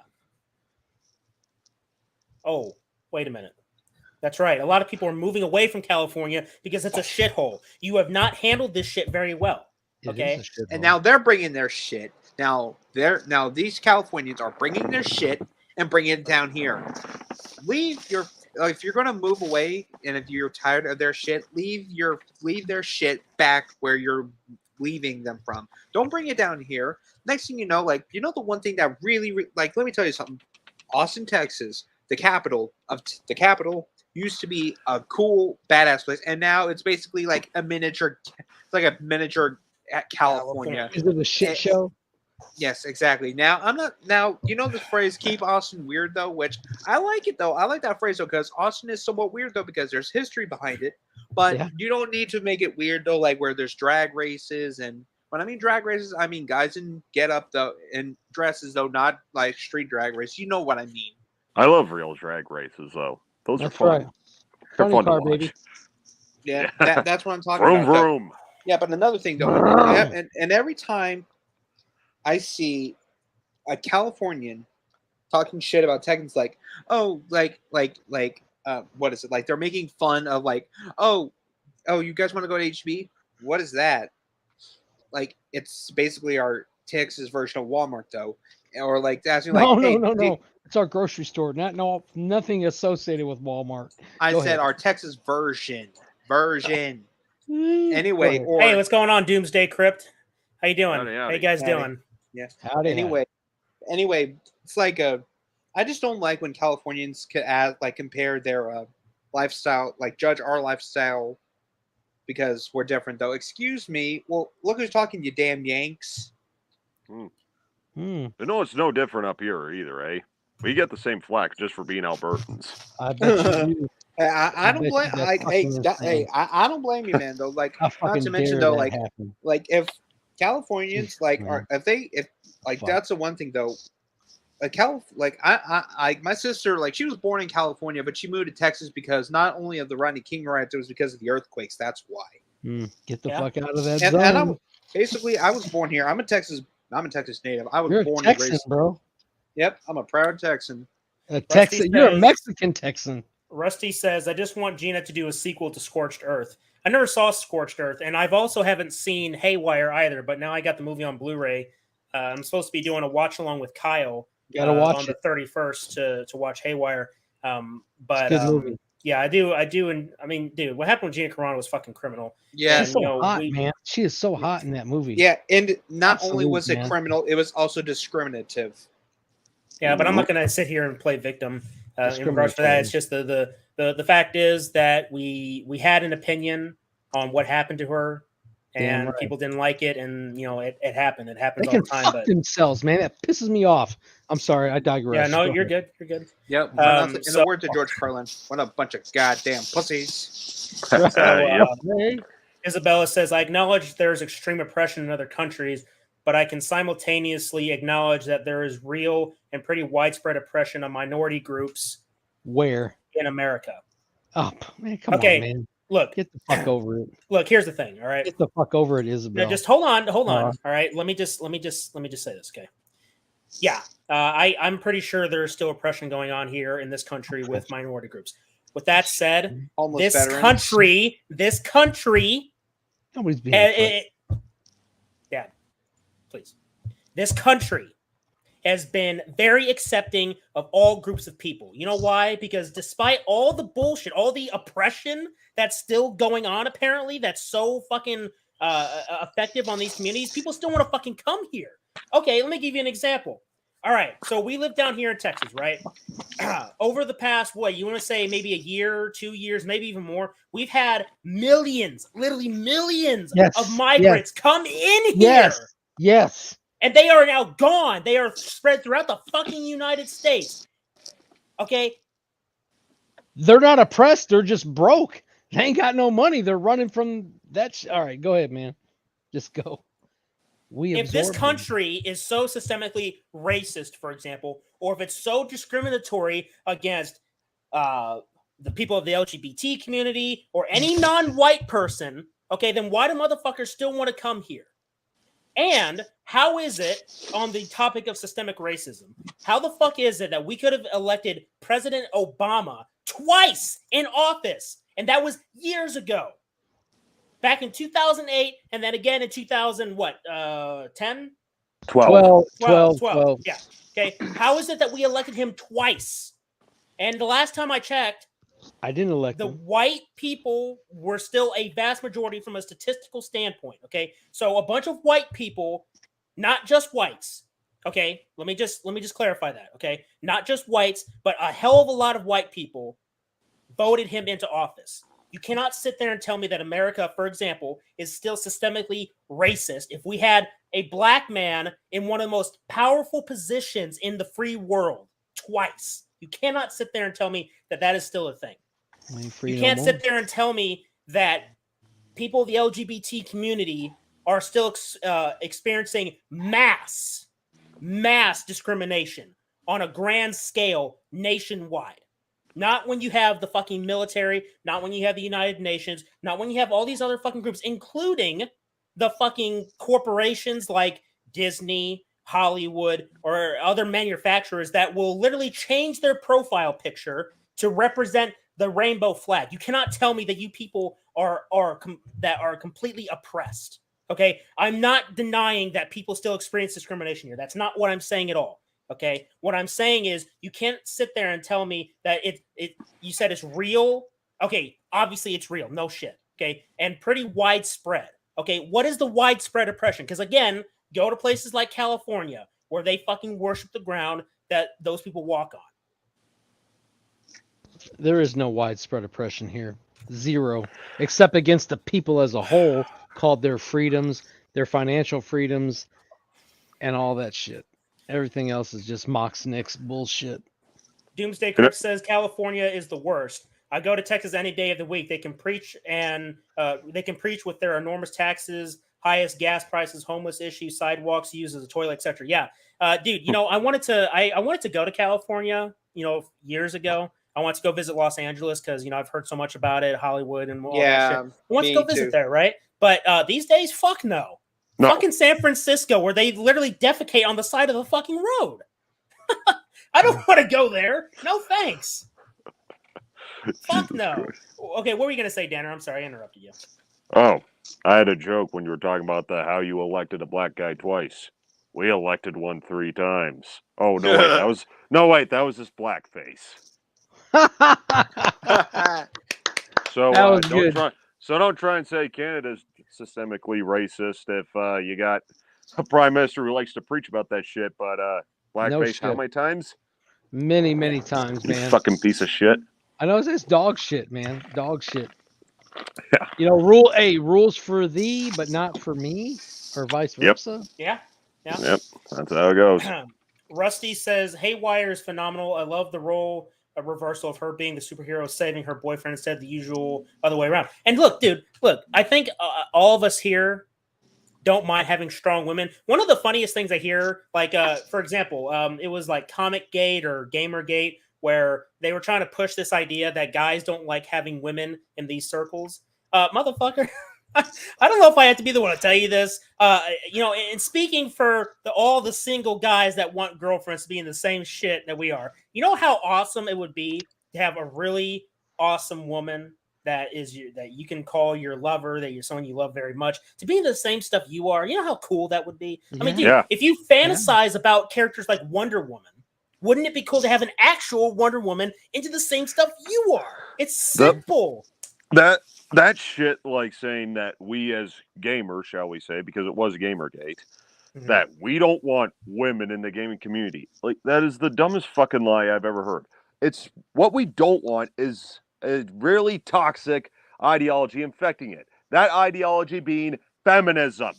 Get the fuck out of here with that shit where you do is complain about the sexualization of women in video games. Like, you're going for a fake boogeyman here. That's right. And Talk to him, Frosk. But anyway. And also another thing, though, these women in video games. Hang on, Carter. Carter. I wasn't. Let Danner finish. I wasn't done. The reason we like to see attractive women in video games is, well, not only because we like things that are attractive, but as single guys who are gamers, we like these attractive women in video games because we wish we had girlfriends who played video games with us. This is just filling the void. I agree with that. And let me tell you, speaking from experience, video games with girls is better than sex. I said what I said. And he stands on it. He stands on it. Proceed. Anyway, as I was saying, though, not only, like Danner said about the having video game girls in video games as girlfriends, though, isn't that what you said? But also, you know what else? Like, those not only are they sex symbols, but they're also symbols of a power for they're badass. Badass. So let me ask you something. Hold on. Like Lara Croft. Let me give you an example. Lara Croft. Guys love playing Tomb Raider games. So what would happen if a girl decides to play Tomb Raider? Like, oh, this is a badass chick though, and I really like her. You know what? Hey, J-Man. And because of that, I want to be a gamer and I want to explore my horizons. So can you imagine if some girls got the inspiration? Were inspired by some fictional video game girls to become gamers. Can you imagine that? Yeah. Doomsday says everyone has opportunity in this country and opportunity for success if they work for it. Stop believing that what the media tells you. America is not a racist country. Are there racist people? Yeah, there are racist people, yes. But just because there are racist people in this country doesn't mean that the country in and of itself is racist. Because here's the thing: you can't get rid of racism in its entirety because there's always going to be somebody that doesn't like another person based on their skin color. And you can find that anywhere in this world, not just here in this country, anywhere in this world. What you should be doing is ignoring those people, because those people, especially here in this country, are in the minority. They're in the minority. Most people, most rational thinking people, do not care if you're black, Hispanic, or non-white. They don't care. And that goes outside of race too. Just saying. Absolute. We do not personality give a shit as well. Yeah, exactly. Like, I don't care if you're gay or straight or bi, lesbian. I don't give a shit. I am not going to make that the baseline of judging you who you are as an individual. That's right. Which, funny enough, is what they're banking on, because I know. And it's really a shame when you think about it, because the defining trait, for example, of these, when we complain about these tokenizations, what's happening? We're criticizing the fact that they're turning these characters into, alternate versions of what we already know. So they turn Batman black. We're judging, like, saying, why are you giving us a black Batman? It's not because we're racist against black people. It's because, why are you going to take a character that was white and then make them black? It seems like a demotion for that black character that you're creating. Yeah, right? Reverse Michael Jackson. Even on the flip side, it would still be irritating. Like, if they tokenization one way or the other. If they were to take a black character, make them white, I'd be here. Blade? Right here. Dude, they better not. They won't. See, that's the thing. They're never going to go me off. Way. No, they're never going to do it the other way. That's the thing to remember, guys. That they're never going to take a black character and make them white. And if they do, it'd still be just as bad. Yeah, people will complain about it. I'll be complaining about it. But of course, they won't do it because, white people bad, non-white people good. Yep. And watch this now. Anytime they start promoting these new characters, what's the first thing that they usually go with? It's their diversity. Yeah. Oh, a new gay superhero or a new black superhero. You're focusing on race. That is their defining trait, especially with these tokenizations. Because, wait a minute, wasn't Batman a white guy? So why is there a black Batman? You're focusing specifically on their race, on their skin color. That is incredibly fucking stupid. Okay. Okay, you gotta keep talking about the tokenized Batman. What's the difference between a black man and Batman? They're all wearing black. Batman can go out at night without Robin. What? Jesus Christ. Oh my God. God. That was. Hey, just to clarify, it was a joke. That was. But apparently, someone's going to take offense to it. But well, fuck you and your feelings. Fuck your feelings. So Isabella says systemic racism is racism that persists without any individual actor being racist. So an example is the after effects of redlining, which leaves a lot of black communities in poverty. Okay, you want to talk about black people in poverty? You have to cover all of that shit because I will not deny whatsoever that a lot of these black communities are in poverty, especially in these in the bigger cities. And Dad, would you like to take this because you experienced a lot of this shit yourself? Would you like to address? Oh yeah, sure. I mean, the cities today, democratic strongholds. There's no democracy there whatsoever by definition. They've abandoned what it means to be a republic, but and this is by design too. I'm not going to get into a long diatribe, but keeping people, no matter what your color, skin, your background is or whatever, keeping people that are in the so-called minority subservient to assistance from a government entity can create a lot of problems. And so I can tell you this right now, that by the destruction of the manufacturing base in this country, it's not only it's everybody that's suffer, but yeah, in these cities where black folks have been deprived of manufacturing jobs that used to be here, all these people are on welfare. But it's just not black people. It's systemic. It's now black, white, Asian, because of the demise of the U.S. dollar. People are suffering immensely across the United States right now. It's just not black people. I mean, it's a multi cultural and situation that's going on. And which city has the most poverty, or has at least some most poverty? In my opinion, is New Orleans. And do you know why New Orleans has somewhat most poverty in there? You know why? Hurricane Katrina. When that shit hit the fan, though, 90% of everybody in Louisiana, they've lost their homes, their cars, their livelihoods, their businesses, their loved ones, etc. They lost everything. So basically, when that shit hit, they had nothing. Like, they didn't have a plan, though.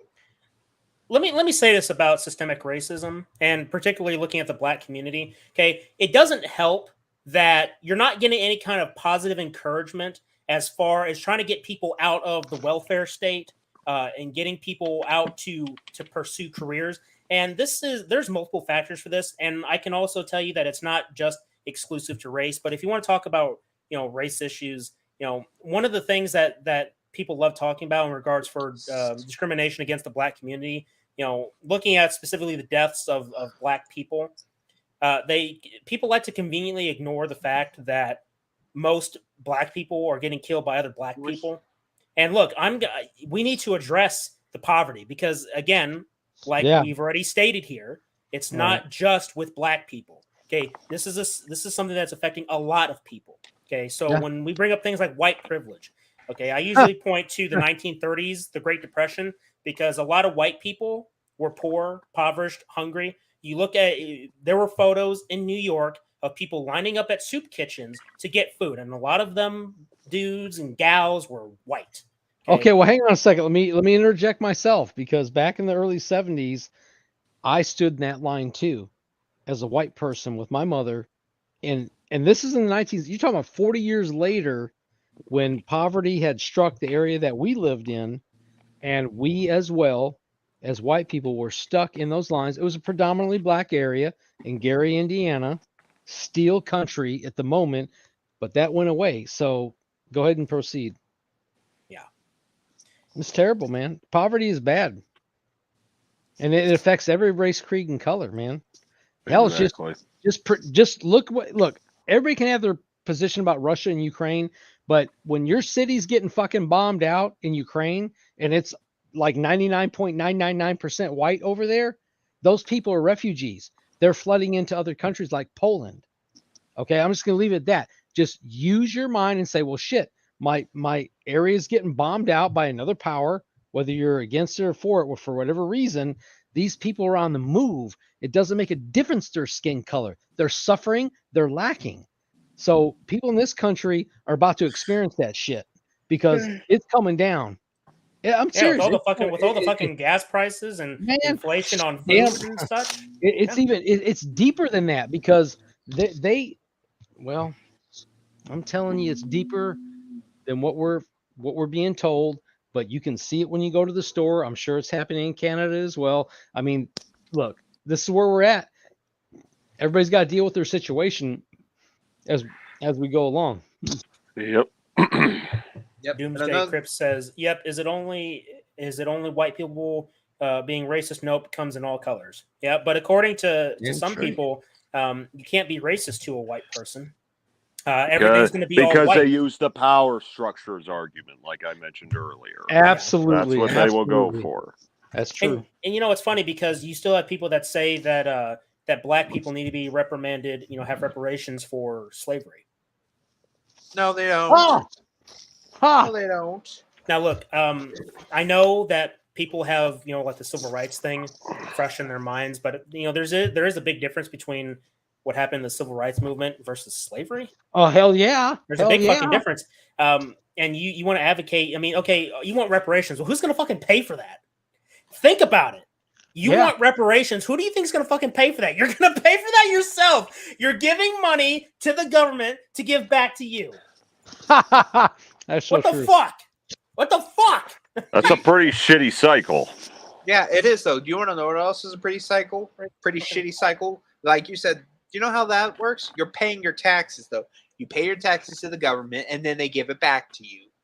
By the way, the government pisses away your own money, too. I mean, they're robbing people. You pay taxes. I mean, where do you think that money's going? It's going to a lot of things that you don't know about. We don't know. I don't fucking know it all. I don't know where my money's going when I pay my fucking taxes. It's like my tax dollars. Socks. Yeah, there you go. Yep. Also, another thing though, that not only are black people homeless though, but it's also the fucking veterans though. There are some veterans out there that after coming back from serving from overseas and serving their country, either their loved ones has moved on without them, or basically their house is gone, or something else. Don't you think that there should be like a like those housing developments though that pop up, because basically Right.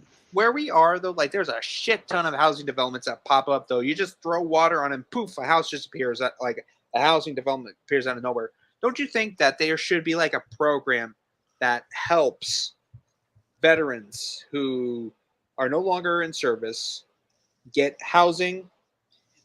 Should also be like not only get housing, but also should get like medical and like they should like this is the things, like they are risking their lives so you could sleep at night, and so you're not either speaking Russian or German. If it wasn't for them, you know what would happen. We'd either be dead, we'd be speaking Russian, or we'd be speaking German, or whatever. Anyway, and this is the things we get. We just throw them away like yesterday's mushu pork or something. I mean, these men and women, like they could have families, or they could have had friends that died wearing that uniform. And this is like our biggest thanks to them is just like, oh, thank you for so much. Oh, so you have PTSD. Oh, well, let's just say that your plan doesn't cover the Mr. C. What's the name of that hospital thing for the what's Where? that? The VA. Yeah, the VA. Yeah. That's that's the hospital for veterans, right? Yes, sir. Yeah, like, don't you think that once they give up, like once they done their purpose, they should come back into civilization, like come back to society as regular civilians? So I mean, like, give them like what every civilian has. So like like they're hardworking, they're risking their lives, they're just doing everything in their can, and they did everything in their power to make sure you could sleep at night and everybody is free. Right. That's awesome, Carter. Thank you for. Yeah, and don't you think that most, like, even there are some veterans out there that are homeless, but not only are they homeless, but they're also like missing limbs or fucking disabled. Don't you think that like there should be something about it though? Like our taxpayers, not only should it go to these housing developments though, there should be like a housing development community for the veterans though, and also like a community, have them like get them cleaned up, have them make sure their skills are good so they could get jobs, and just do stuff like that. Why not have that? No, that's perfect. That's a great thing. They're doing it here in the United States. They're doing it in Canada, and other nations too that are doing the right thing, which is hard to find these days. Okay, for our military. I wanna fire through some of these comments really quick. Then we need to get on to our final subject because we are at 2 hours, and I don't want to be holding you guys here anymore than we have to. Because I don't know everyone's schedule. Okay, so I'm just trying to be at a decent time here. So let's see. Because it's this is one of the first streams that we've done where the comments have been firing off. I'm really excited about that. I'm glad that people are talking to each other. J-Man is here. He says, hello, everyone. I did say hi earlier, but hello, J-Man. How you doing, man? It's good to see you again. See you Friday. Yep. Next Friday, 1 week from today, our big old Predator stream. It's going to be fun. Let's see. Yeah. So, talking about unwanted pregnancies. Wait, what? What? Yeah. Okay. So redlining left Black areas in poverty, and it's very difficult to get these areas out of poverty because of the way the school funding system works. Based bullshit. Do your homework, Isabella. You're misdirected. That's my opinion. You don't have enough information to make the statement you just made. Which keeps Black people in poverty without any individual actor being racist, which is the definition of systemic racism. Bullshit. Man. It's bullshit. That's not true. Doomsday says he could debunk that. He said, "Let's start with absent fathers and broken family core." That's the big thing right there. Damn right. That's okay. True. That's one of the biggest problems facing not only the Black community but any kind of any communities or families. Like when you have children being raised in broken homes, it's a lot more difficult for that child to grow up properly. My dad can speak to this because my grandfather left when my dad was young because he lost his job.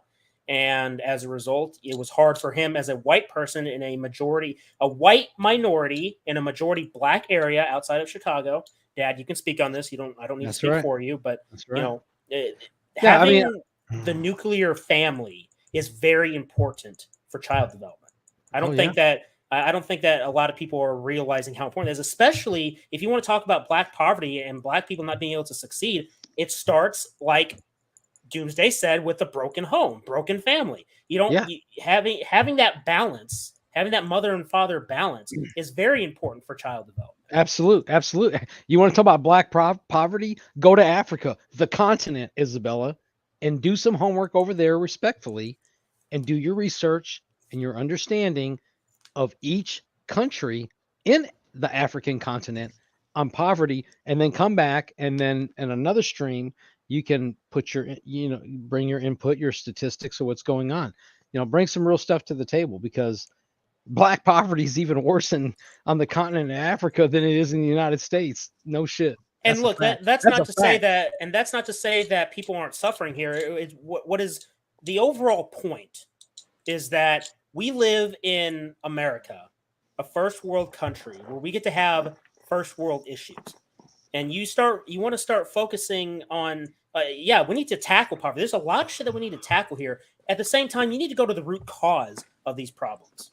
Okay, because obviously, having a broken family, that's one thing. A fucked up school system, that's another thing. Teaching fucking propaganda, which is what's going to segue into our final topic of the night, which is about the what people are calling the "Don't Say Gay" bill.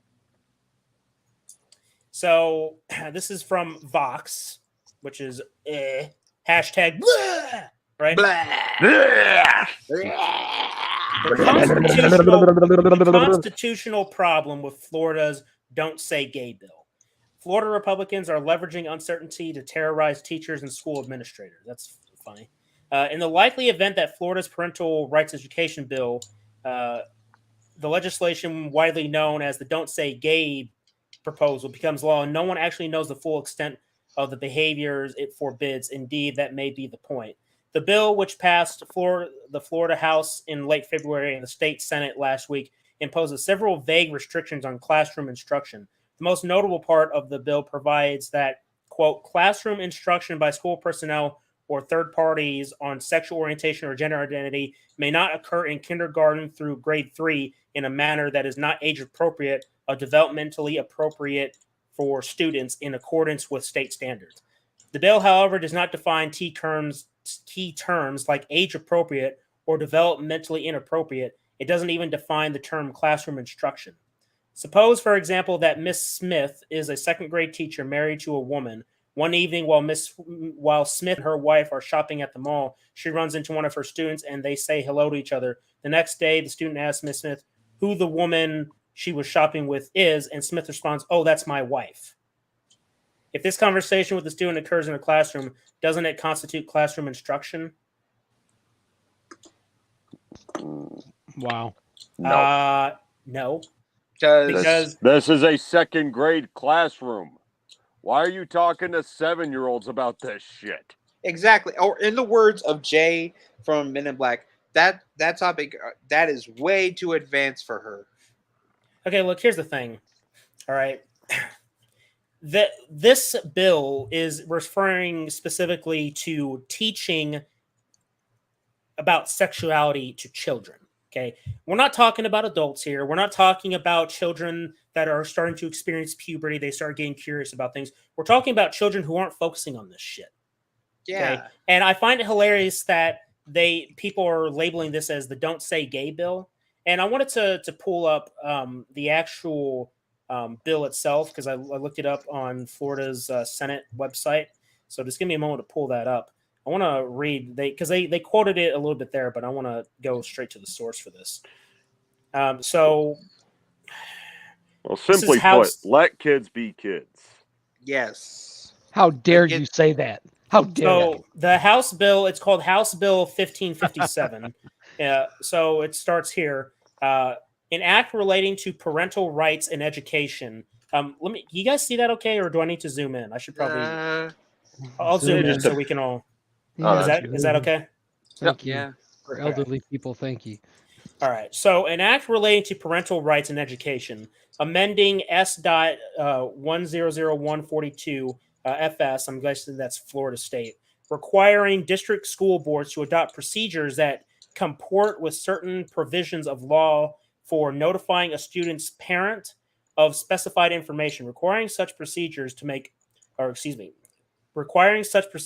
reinforce the fundamental right of parents to make decisions regarding the upbringing and control of their children in a specified manner, prohibiting the procedures from prohibiting a parent from accessing certain records, providing construction, prohibiting a school district from adopting procedures or student support forms that prohibit school district personnel from notifying a parent about specified information, or that encourage or have the effect of encouraging a student to withhold from a parent such information, prohibiting a school district personnel from discouraging or prohibiting parental notification and involvement in critical decisions affecting a student's mental, emotional, or physical well-being, providing construction prohibiting classroom discussion about sexual orientation or gender identity in certain grade levels or in a specified manner, requiring certain training developed or provided by a school district to adhere to standards established by the Department of Education. I'm going to go ahead and stop there. But one of the, I mean,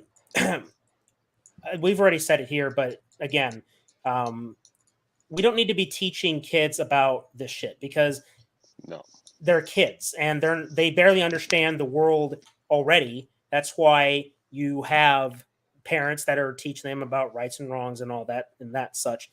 But we don't need to be teaching kids about, transgender things, for example. I mean, look, I saw this with the drag queens, like literally here in Texas, in Austin, they were hosting drag queen dances at some strip clubs featuring drag queen kids.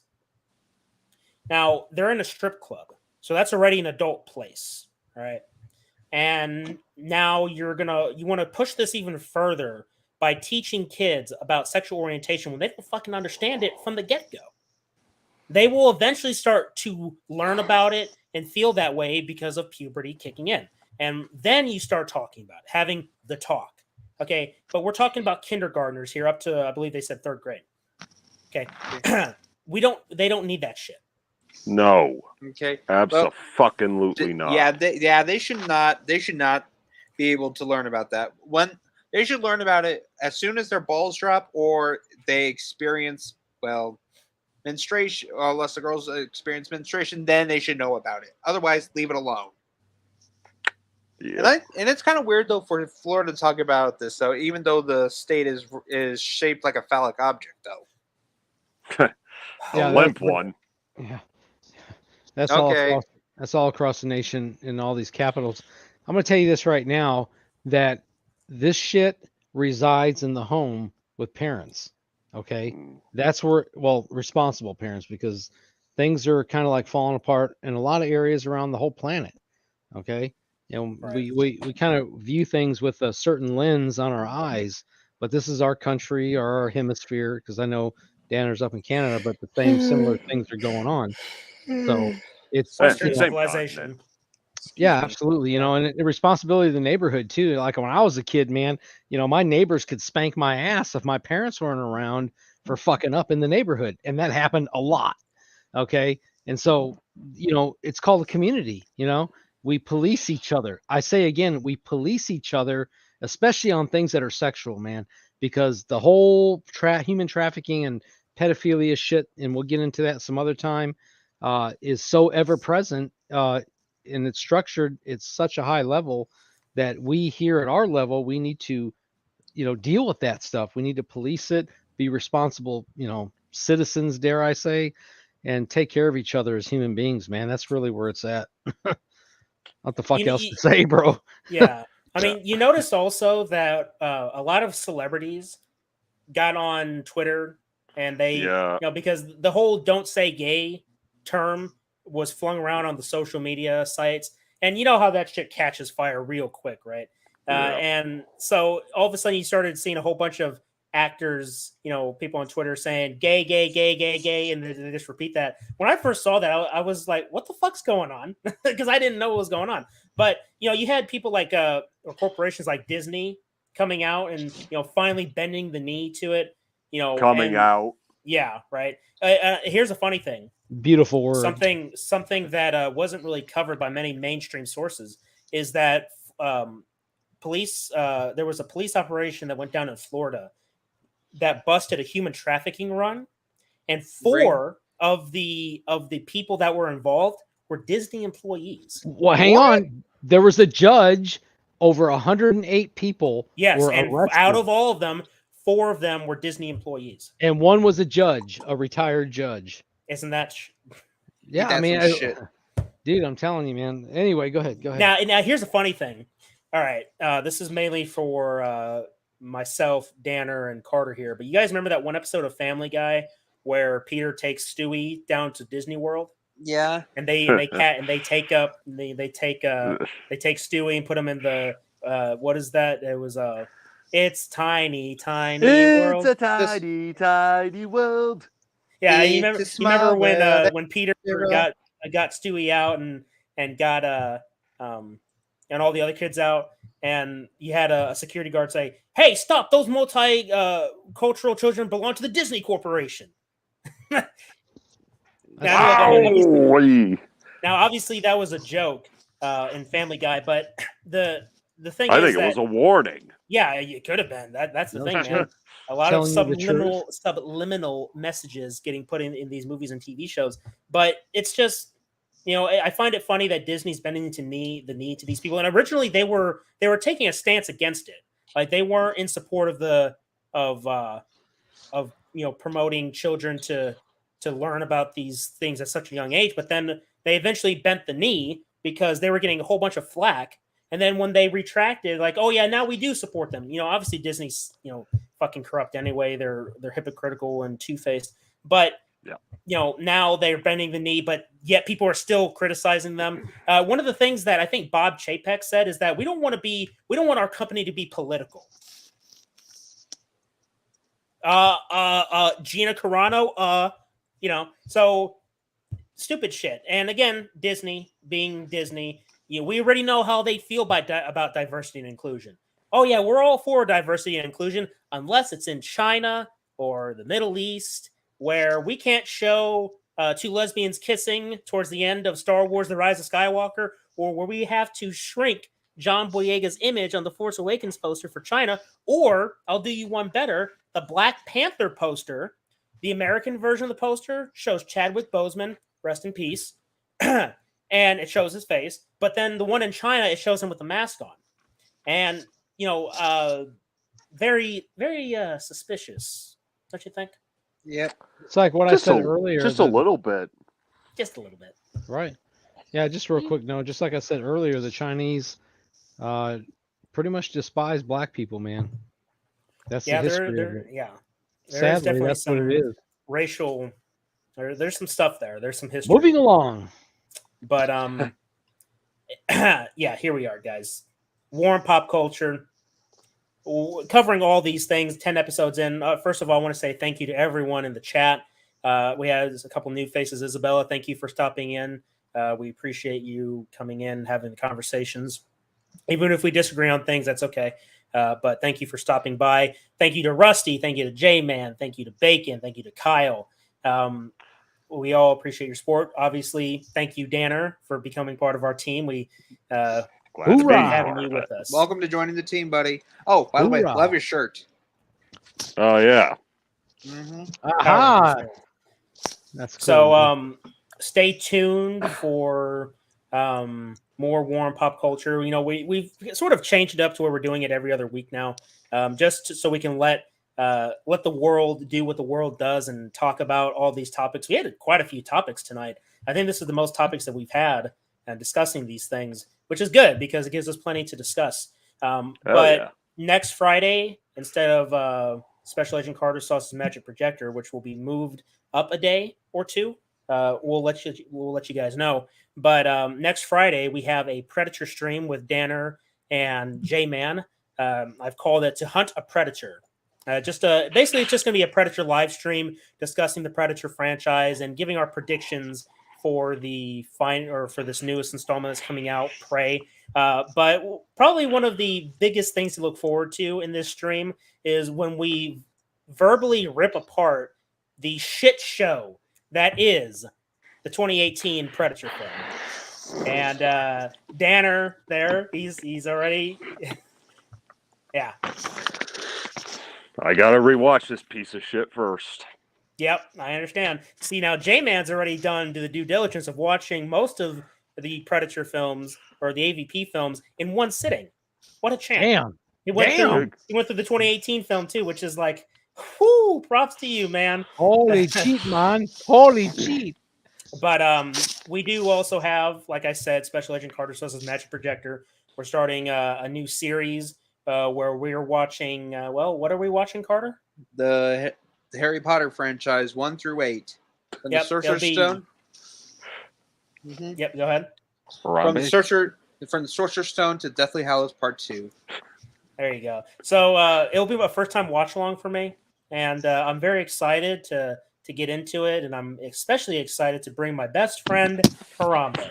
Don't you fucking dare! You leave him out of it. Now, look, if you guys are confused on that, well, some of you here in the chat already know about it, but there's a kind of like an inside joke where I wanted Harambe to join Hogwarts, and I always bust Carter's balls, figuratively speaking, on it. So, expect some fun shenanigans. I also have a couple collabs going with a few other people here on YouTube, including Bacon. Make sure you go check out Bacon Pew Pew's channel as well. Check out Red Rusty's channel. He puts out a lot of great movie reviews. I've been enjoying a couple of his reviews that he's done. I hate them Resident Evil movies, but you know what? If you can find enjoyment in them, I respect you for it, because it's hard to get into those films if you're a game fan, like a Resident Evil game fan. But all of that said, any final thoughts, words, anything you guys want to say before we head off? I'd like to remember Carter down there in downtown Austin at the Embassy Suites Hotel. Oh my God, shut the hell up. Willis. We just checked into the hotel. We're up on the 9th floor. We're overlooking the city of Austin, and Carter, dressed as Bruce Willis, Die Hard 1, walks up to the window with his MP5, and I say, no, don't do that. He was posing outside the window with his MP5. Correction. Well, basically, you took it out of context. We got into the room. I put my bag down that had the MP5 in it. I forgot to close the windows. I was taking the MP5 out of the bag to put down next to the window. You guys took it out of context, though. You stood in front of the fucking window. Not on purpose. But you did not. Wow. You took that out of context. Not to mention, though, that you took it out of context. Not to mention that this happened like a few months after the Vegas shooting. So that's why he was paranoid. I mean, that is true. One last comment here from Rusty. He says, I'm a Resident Evil films fanboy. I admit it without shame. Hey, I won't deny that I do find some enjoyment in those films. I just can't really say that they're very good Resident Evil films. But, what are you going to do, right? So with that all being said, thank you guys very much for watching, listening, and supporting. And as always, until next time, my fellow investigators, remember that the entertainment is out there. Special Agent Spooky Clutter. I'm Special Agent Carter Sauce. Special Agent Dr. Richtofen. And until next time, fellow investigators, remember, the entertainment is out there.